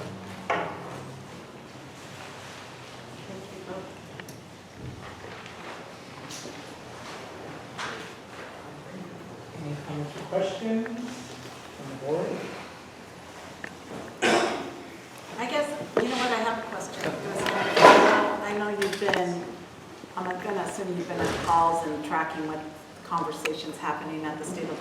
Is there, and I'm just curious, what is your sense of the conversation that's happening in terms of the next few years out? I know that the Department of Finance is probably beginning to have conversations. I know I recently was speaking to a representative of our local legislative team who was already warning that it's going to be tough in future years because the revenue is just not matriculating for the state.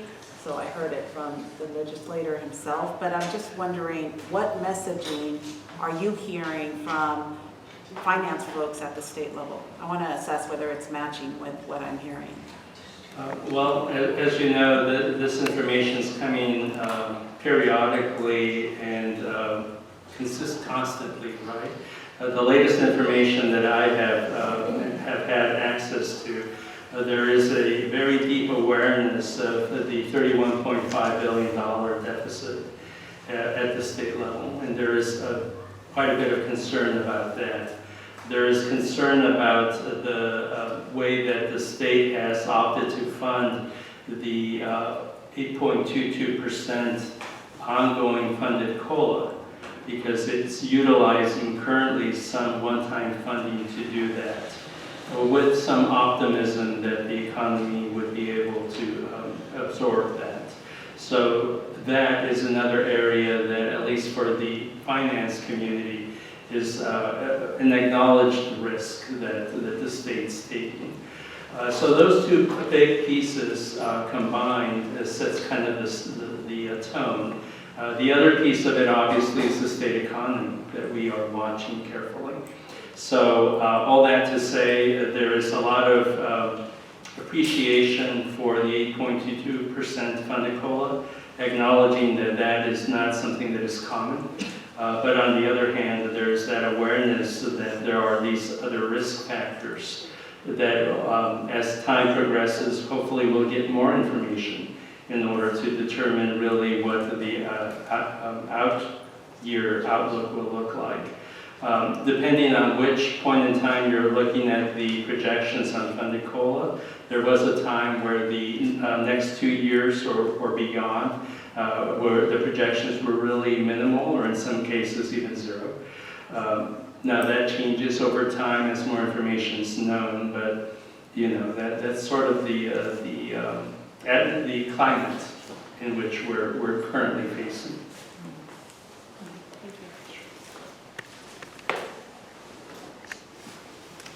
Any other comments or questions from the board? Okay. So at this time, we do need to open up the public hearing for the annual budget for fiscal year 2023, 2024. I'm going to do that right now. Open up the public hearing. Do you have any public comments? Such exciting stuff, right? Should be.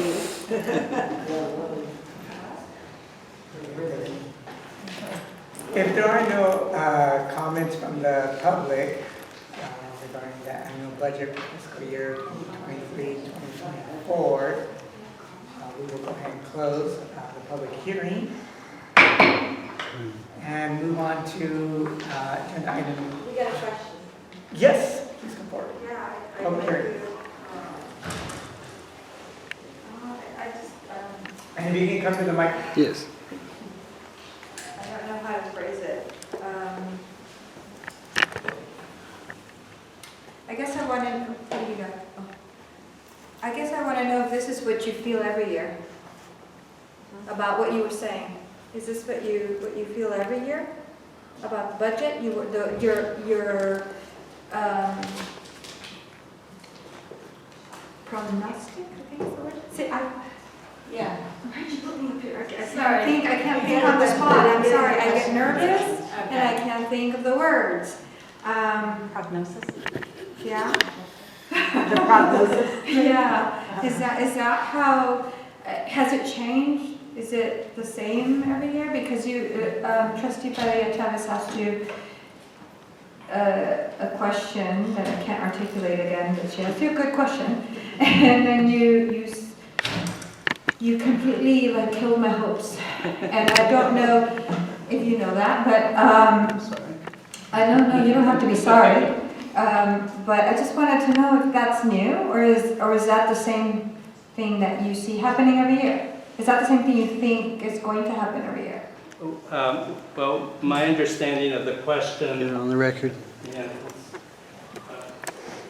My understanding of the question from the trustee was to share the information that was being shared at the state level. And I hope it's clear that the information I was sharing was what I'm hearing from the state, not my opinion. And so right now the information that we've received from the state is that there's a structural deficit of $31.5 billion. There are years where the state doesn't have a structural deficit. So when that is the case, I will be sharing that information. In terms of the projection, in terms of under COLA, that again was based on information that I was receiving at the California Community College League level. They change constantly. And there's a dartboard with information on that. I have not seen it recently, and I will go and take a look at it. We look at it periodically, and we definitely pay attention to that in order for us to get a sense of how we go and make our own projections. But here again, that information is coming from a third party and not internal. So to answer your question, this is not something that is just annually regurgitated, but rather is based on whatever information is available at a point in time. So I hope that helps. So it can change. Correct. Take a comment. It's a question, actually. Did we spend all the money that we brought in last year? Did we add to our reserve, in other words? In answer to the question, we did not spend the full allotted budget last year. As we have in most every year, there's typically savings of sorts. Typically, you'll see most of the savings coming from salaries and benefits that are generated from vacancies, as well as operating and supplies, especially was even more prevalent during COVID when things were operationally different. So in terms of this year, what was presented in the summary to all of you today was a projected increase in fund balance in the general unrestricted fund of about $1 million. So you may recall that last year we began the year with about a $15 million fund balance in Fund 11. And this year, for 23-24, we are anticipating beginning with a $16 million fund balance. David mentioned that that is approximately 23% of your total unrestricted revenue. Now you'll remember that last year it was approximately 25%. So the dollar amount increased by $1 million, the percentage decreased because your overall budget is growing. But I hope that helps answer the question.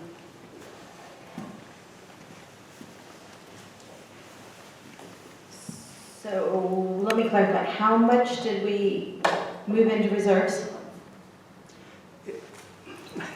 Sorry, just stand there.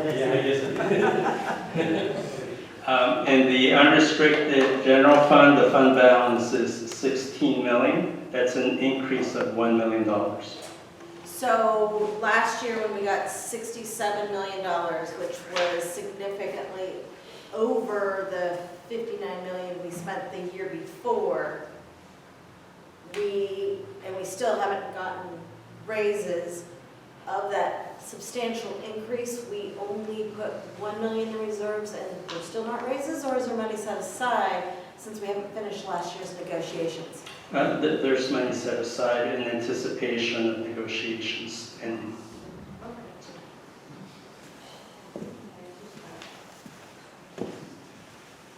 Any other comments or questions? Well, I'm sorry. We're in public comment. Are there any other final public comments that anyone would like to make this evening? Okay, if not, we will go ahead and close the public hearing portion of the annual budget for fiscal year 23-24.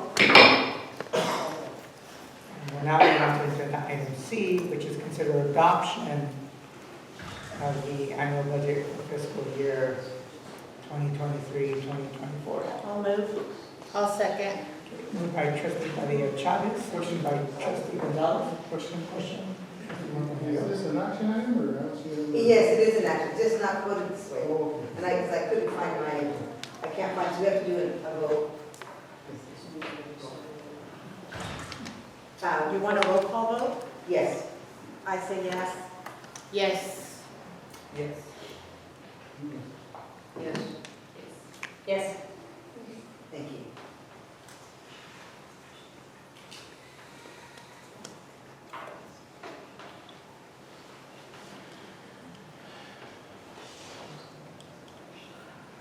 Motion passes. Motion passes. It'll come up, right? Motion passes. We'll now move on to agenda item 13A, consider disposal of obsolete equipment. So moved. Question. Moved by Trustee DePauw, seconded by Trustee Lopez. Question? Yeah, I just see that the estimated value on the tractor is $22,000. So are we proposing to, I know it's not suitable for educational purposes for us, but I'm gonna assume if the value is $22,000, there's parts that are usable or maybe the whole thing's usable. Are we gonna dispose of it by giving it to a farmer? What are we doing? In speaking with the instructional service team, my understanding is that they would like to place this for sale. So we would do we would follow the process of doing an open invitation. Yeah.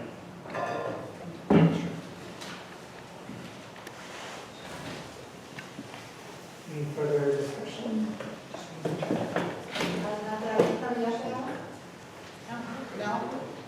So I vote yes. And Margaret? No, it's not going to be either. I vote yes.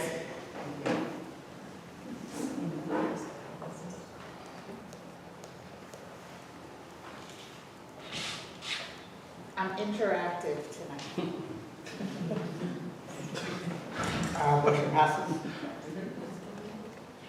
Move on to agenda item 13B, consider approval of out-of-county travel. So moved. Second. Moved by trustee DePauw, seconded by trustee Dorico. Congratulations. Discussion? I have a request, if I may. Last year, we sent a student to Paris, France for this Jamboree conference. But the student got back and we never heard anything. I don't know how it went. You know, did they have fun? Did they win anything? What did they learn? So I have a request, if I may, that Erica Jane Estamo come back and actually give us a report. How did it go? Zoom in. Zoom in, talk to us. What happened? How was her flight? Did she like the food on the plane? Something. Good.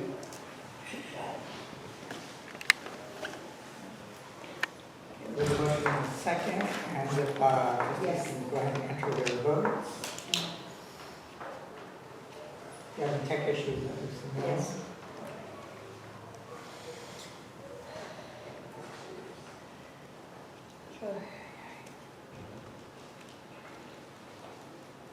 And motion passes. Next, we have agenda item 13C, consider adoption of resolution number 23-6, establish appropriation limit for 2023-2024. So moved. Moved by trustee DePauw, Second. seconded by trustee Gonzalez. Any discussion? Comments or questions?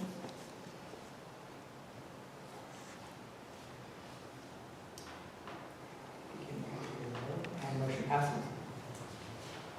Okay, next we have agenda item 13D, consider approval for equitable pay increase for unrepresented employee groups. This would be effective July 1st, 2022. So moved. Moved by trustee Paul, Second. seconded by trustee Dorigo. Any comments or questions or discussion? There are none. Go ahead and enter your votes. Yes. Yes. And motion passes. Next, we have agenda item 13E, consider approval for equitable pay increase for stationary engineers, local 39. So moved. Moved by trustee Padilla-Chavez, seconded by trustee Lopez. Motion passes. Next, we have agenda item 13F, consider approval of new updated administrator and supervisorial salary schedule and job classes. I'd like to move that we postpone this action item to either the next September board meeting or the first one in October. Second. There's a motion by trustee Gonzalez, seconded by trustee Montemayor.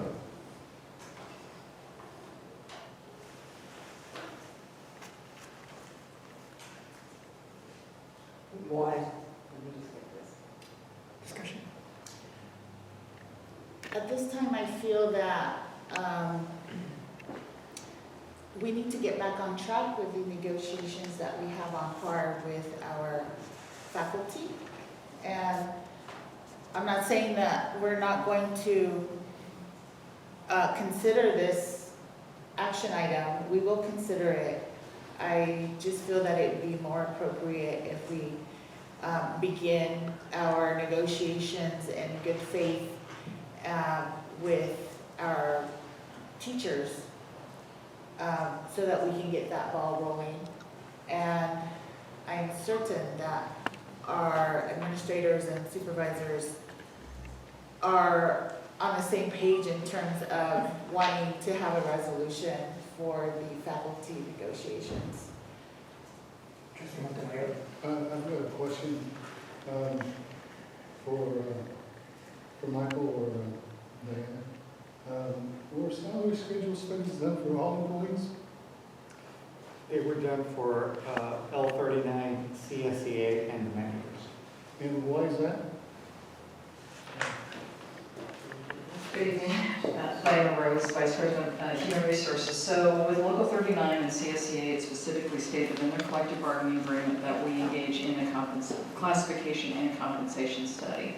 The group, before Michael and I started, had already contracted with RSG. So because we already had that contract with the Reward Strategy Group, we included the unrepresented groups as well. So they did RSG did a compensation as well as a classification study. With HCFA, we actually have been engaging in salary surveys, taking a look at, for example, the Central 14. We just not, and some others, like the Bay 10 statewide, we just have not contracted with RSG to do those studies. Diana, on that question, on that point that you just made, those salary studies, they've been happening for, based on your research, for how long? How many years have we been doing that? Has that been routinely done through, I'm gonna assume, the bargaining process? Is it a part of the bargaining process, or is this done more administratively? I don't know what the history has been here, but in my last two colleges, that's exactly what we've done. So for example, when I was at City College of San Francisco, the faculty relied on what they called the Bay 10, right? So they were that's what they consider the comparable salaries or comparable districts. So when we started here, I asked, so is there an equivalent to the Bay 10? What do you all use here? And so one of the recommendations was the Central Valley 14. And those are arguably comparable school districts, and those specific districts are named in I believe it's West Valley's collective bargaining agreement for their faculty. So that's some of the discussion that we've been engaged in, is defining competitive, right? And so, and where in that spectrum do we want to be? Do we want to be at the top? For example, at my last college, there was a goal to be in the top third quartile, and so here what we were striving for was the median, and so that's what you see across the board with the other units. And so we're still going back and forth, and those get adjusted as other colleges have been settling. But I think it's very traditional to take a look at other salaries. I think some of the discussion is defining what's competitive.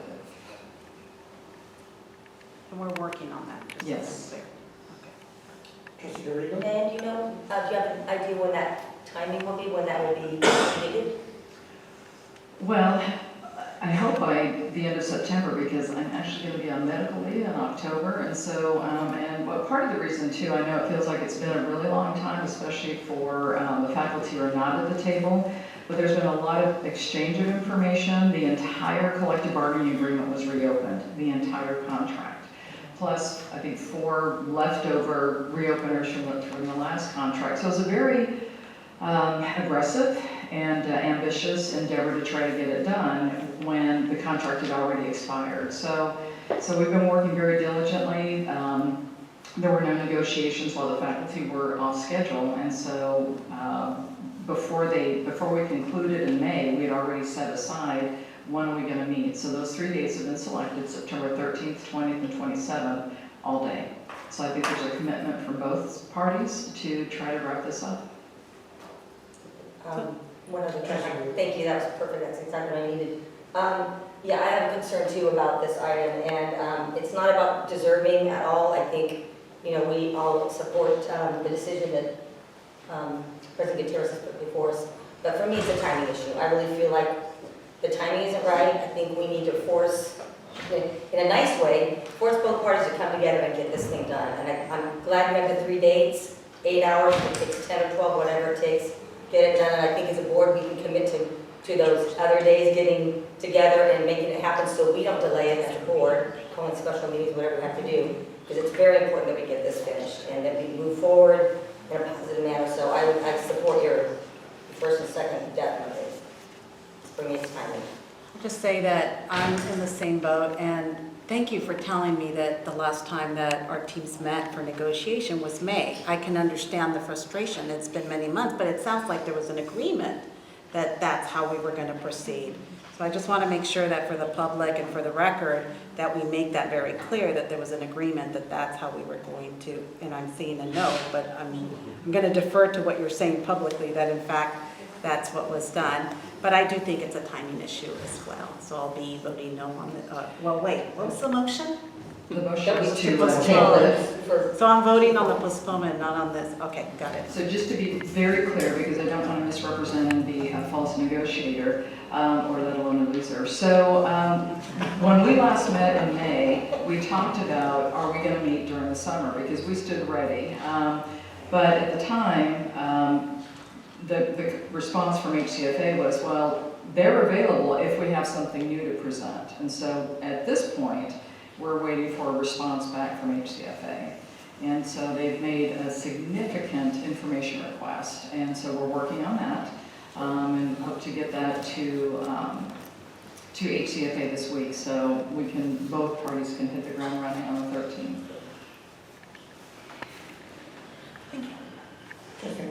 So what's the vote? Because I see. Yeah, I can ask for clarification regarding It's the to motion. table the item to the next meeting, Postpone. September or October. Postpone. Postpone it. It's not table? Well, semantics. Table does mean different. You can bring it back. Okay, postpone works for me too, that doesn't matter. What was your motion? What was your motion? I move to What did you say? postpone the action item F to either the next date, the next board meeting in September or the very first one in October. So the next board meeting in September will be, I think we'll only have completed one session by then. And it's a board. So then it would be the first one in October? Which is October either 2nd or 3rd, yes. 3rd. I mean, hopefully we get a lot done in the first, but if this is tabled only until the next board meeting in September, that really only gives us, I think, one full session with HCFA. And then again, 3 full days, 13th, 20th. 13th, 20th, and 27th. I just want to go on the record, I'm not trying to hold anything up. I don't see how postponing this makes any difference. I'm not trying to be disrespectful. I understand we need to get together, and I don't feel like we've been bargaining in bad faith. I just think the management brought this, put it on the agenda because they felt like they needed it for whatever schedule they're on and other items, and so I'm going to support it. I'd like to comment that we can make a special meeting, after we meet the first time, we can make a special meeting to see how much time. Well, of course, I'll defer to board president and my president. So, yes, thank you. Okay, if there are no other further comments or questions or discussion, if trustees can go ahead and turn it over. And the vote is for. No, I don't understand the vote. Yes, because it's worded different Yeah. here than what. Well, it's what's up here, so I had to do a second one. Read the motion, not the title. So the motion is to, I want to make sure what we're voting on. The motion is to have this agenda item actionized for our first meeting in October. I believe that's what I understood. First or second, October, first. Thank you. Correct. Yes. Or the next September meeting. Because September meeting is a professional development meeting. And because they will room at once, and they have meetings. So you can't see it up here, but I have postponed this action item to the first October meeting. That's the motion. Okay. And that's what's gonna come up, once you guys vote.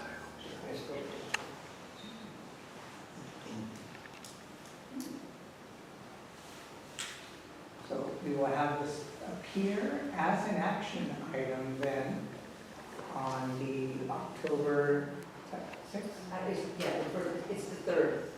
October 3rd. And we'll take action at that time.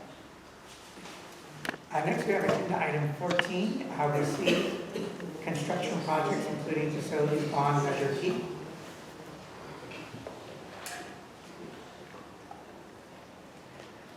I noticed on the budget that, and I'm making memory here, that we have projected to spend, I think we have 52 million budgeted this year for Measure T. I think I saw a projected expense of 47 million because we have a lot of projects under Q. Can you just kind of quickly, I know they're on your list, but just for the sake of the public, what are the key projects we're working on this fiscal year? So on this fiscal year, we're working diligently on phase 2 projects. So currently under construction is Building K, the Performing Arts. And on last Friday, we went out to bid for Building J. That's J. J is the visual art, it's the adjacent Oh, building. the one next to it? Yes. Okay. And then we're hoping to go out to bid as soon as we have DSA approval on the football practice field. No word back from DSA Not yet? yet. Okay, thank you. Joseph, typically how long does DSA take to approve? Typically, we hope for 6 months, but we have seen up to 10 months for some projects. So for example, when we took J and K, we took them at the same time. And then we ended up getting approval for K way before J. It just depends on what they look at, and when the building was built, how it was built, what they're looking at specifically. There's a lot of factors that come into play. So on the football field, for example, since we're adding bleachers, they're looking at the soil conditions, and they've asked for additional soil testing. Because that main campus has a history of liquefaction, which means the soil moves a lot, because it used to be an old riverbed, especially where the football field is. So if you notice, when we did the nursing building, or any building that we've done on main campus, has had deep pile foundations, which usually adds an additional $2 million in cost.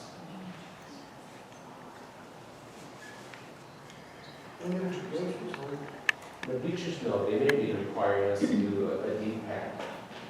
So for example, when we did the Alazar campus and they put the dust collection system, we had to break the parking lot and add a 2-foot slab just to support it.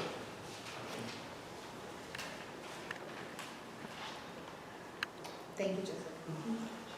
Any other comments or questions?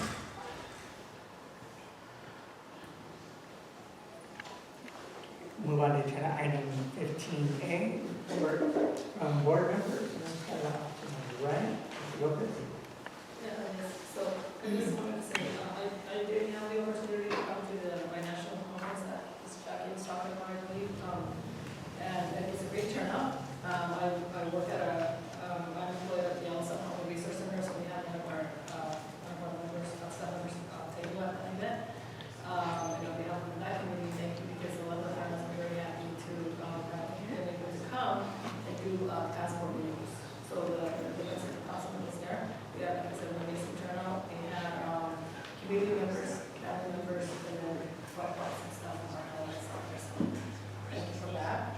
I attended the first Montemayor School Boards Association meeting in Montemayor a week ago. They will be facilitating some workshops, some of them which are cybersecurity guidance available to school boards, key 2024 issues affecting school boards, and what school boards should know about LCAPs, and of course, we kind of encourage people to look at those meetings.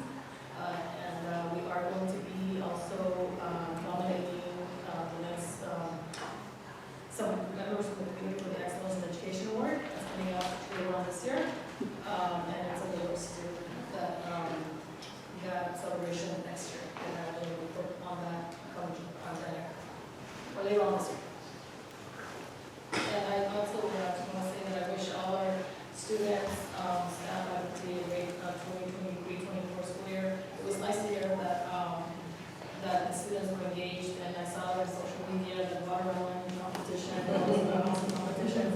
And it's really nice to know that 230 students attended that, and hopefully we'll have a lot more engagement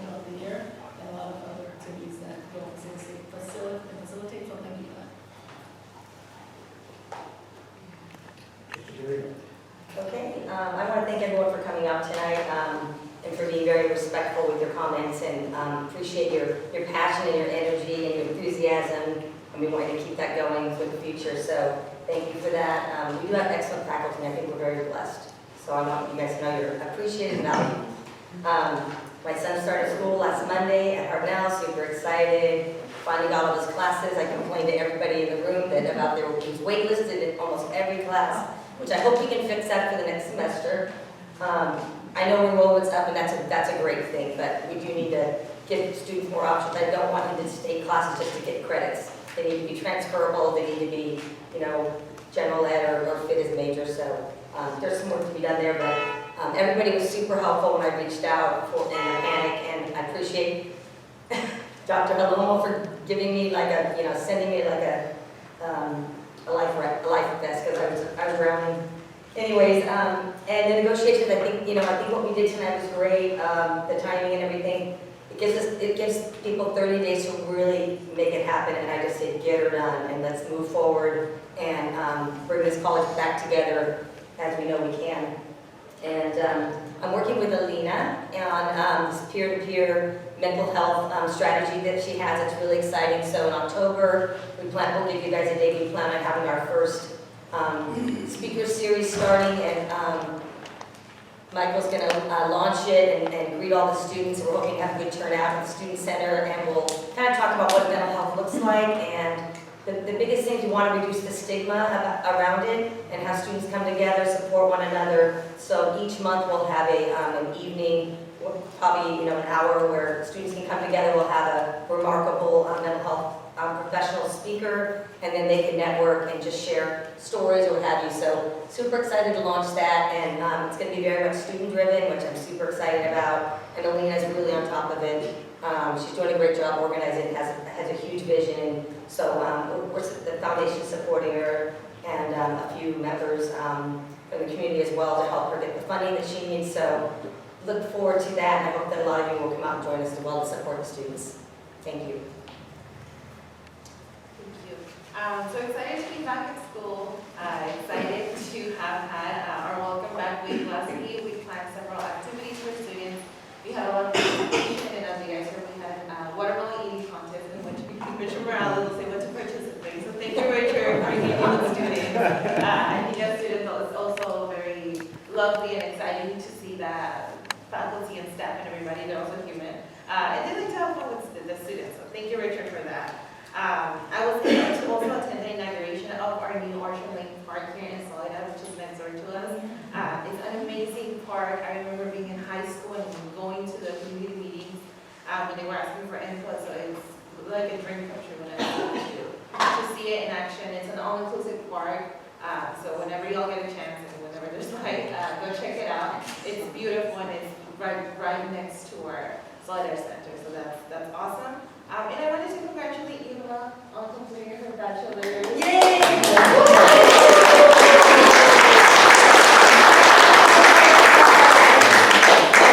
Awesome. It was very exciting to hear, and as a student, thank you for encouraging the rest of our students to do that. And last but not least, to our faculty, I see you, I hear you, and as your student, thank you so much for being here tonight. Thanks a lot. Thank you guys for all coming down tonight. I didn't comment earlier on one of the reports, but two of our reports said that students had been taken to four-year campuses to check them out. Somebody took two, and somebody else took four. I thought that was pretty cool that you did that. I'm sure it was very eye-opening for the students, and Romero shaking his head. Yeah. Not sure who that was. Our trio programs are doing that. Yeah, all great. Thank you. But as usual, we look forward to the year and look forward to things coming together. Thank you very much for the comments. I have nothing to report, but I'd like to thank you for being so good. Good to see you. Trustee Gonzalez. I'm very excited for the beginning of the semester. I attended most, maybe all of the welcome back to school convocations or celebrations, or they're celebrations, that's what they are. They're all celebrations. For both brand new faculty, I got to meet our brand new professors that are on the 10-year track, and that was really exciting. And then I had some fellowship with just faculty in general, and thank you for sending me the invites. Send me any invites that you guys are having for any meetings, and I will be here. I want to support everybody. As the comments were made earlier, I want to echo those that we are working as a team, and I appreciate very much all the hard work and dedication that everybody is putting together, not just for the day-to-day practices, but the events such as negotiations and things like that come up that are extraordinary in our daily lives, and that we still have to stop what we're doing and take care of it so that we can keep going. And I appreciate all the hard work and dedication and the love that you guys are all of us are putting together for that. What else? I think that's it. That's my report. I want to first congratulate Coach, the name of the student you mentioned? Andrea. I want to congratulate her for representing Hartnell and doing it magnificently. I'm so excited to hear that there's coaches out there that are interested in picking her up. That's awesome. I always say athletics is one way into higher education, and this is a story that's one for the books. But for that, probably would not happen. So thank you, Coach, for your inspiration. I also want to thank Liz for how many years of service? 23. 23 years of service to the college. I can think of countless times that I referred students to her because they needed some emergency counseling of some sort. So Liz, if you're watching this, thank you and best of luck to you in your next journey. And then lastly, I just want to echo what my colleagues say. I was a bit dismayed with the narrative because that's not at all what I perceived our messaging has been in terms of us being one team. But there is a process. I think I've said that before. There's a process, and sounds like we're going to have a very busy month, right? And I'm hopeful that we end up the month with a very fruitful culmination of getting that done so we can focus on all the great things that I know our great leader here, Michael, is pushing us and inviting us to move forward. So let's make September a fruitful launch to the new school year, and let's get it done so that we can move on and focus on what we're all here to do, right?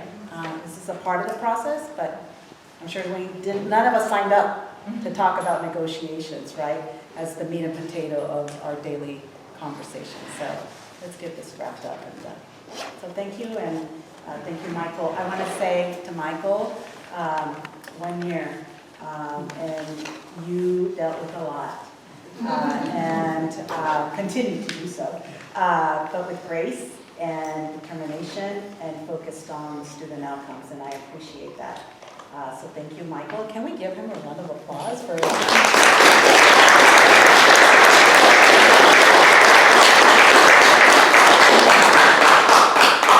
Thank you, that's embarrassing too.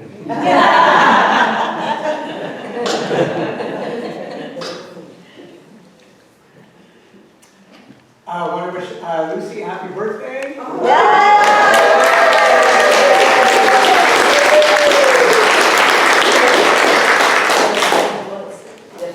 Start Lucy Las Vegas fun.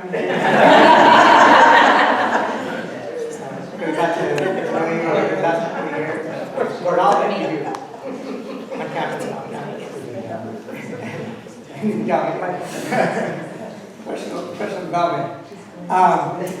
Just wanted to share, I did have an opportunity to participate in our Panther Prep and meet a lot of our incoming students. Majority of the ones I spoke with were from North High, Salinas High, Everett Alvarez, Salinas High, and Soledad. And so, a lot of great energy and and, they were very, very well organized.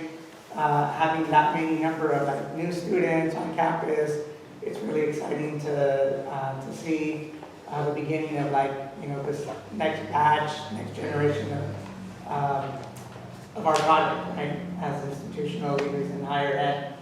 And I'm losing my sight. All of you guys, I gotta wear my glasses now.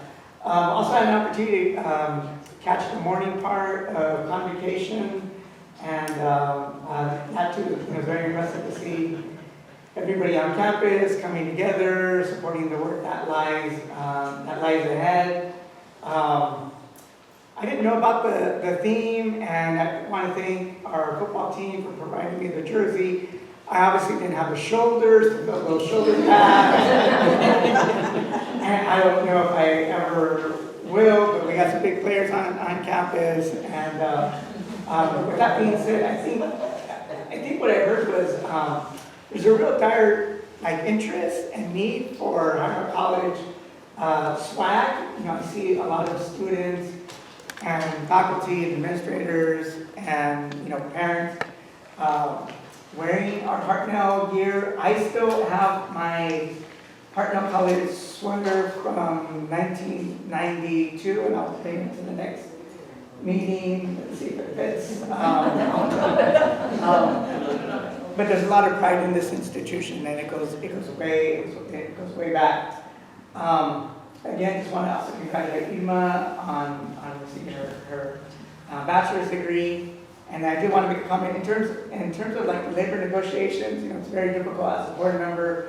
We're not privy to both sides. I mean, that would be such a conflict of interest, right? And quite often, we want to honor that process that is there. And someone who has been trained in union organizing and working with this board, I hope our faculty know that you have a board that listens to what you have to say. Quite often we're constrained. I mean, it's, we bite our tongue. We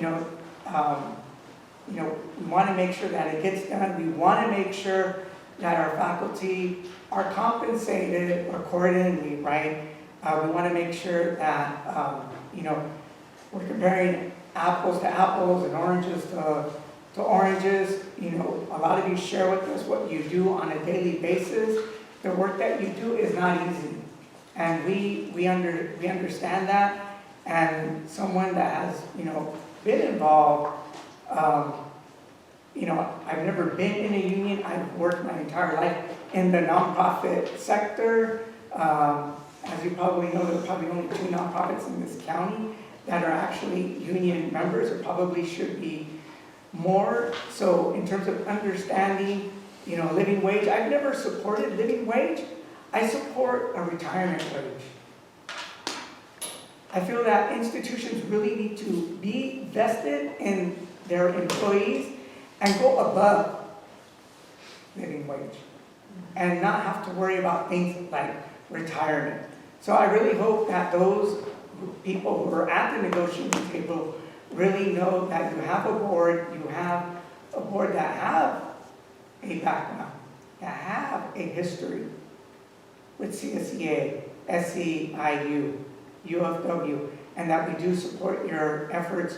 We hope that these next 3 meetings are that you make progress. It sounds like there's a lot of work that needs to be done at the table, and we're really hoping that we can vote on a package that all of you will be able to stand by.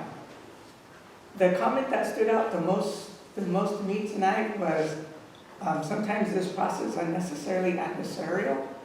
And the last thing I would want to see as a board member is that conflict continue after negotiations. It's really important that we come together as faculty, staff, student, administrators, our deans, our VPs, and really, it's that next generation. It should be our generation, not necessarily the next generation, that fixes these long institutional problems that we have at the labor table. So I'll keep it at that. I feel confident that all of you will continue to advocate in what you believe for and come back to the board for approval a package that you're satisfied with. And whatever we can do to be advocates at a statewide level, to figure things out what we can do, that's a responsibility that falls on us. So I'm going to stop myself there for the second time. We do not have a second closed session portion set up this evening. We do. We do or we don't? No, that's what I was saying, because it's posted. There is no. I'm not afraid anymore. Sorry, I'm a stickler.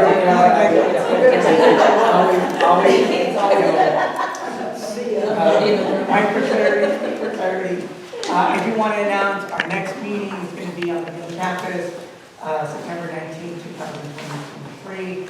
And we'll adjourn tonight's meeting. Is that 9? Exactly. It's 8, thank God.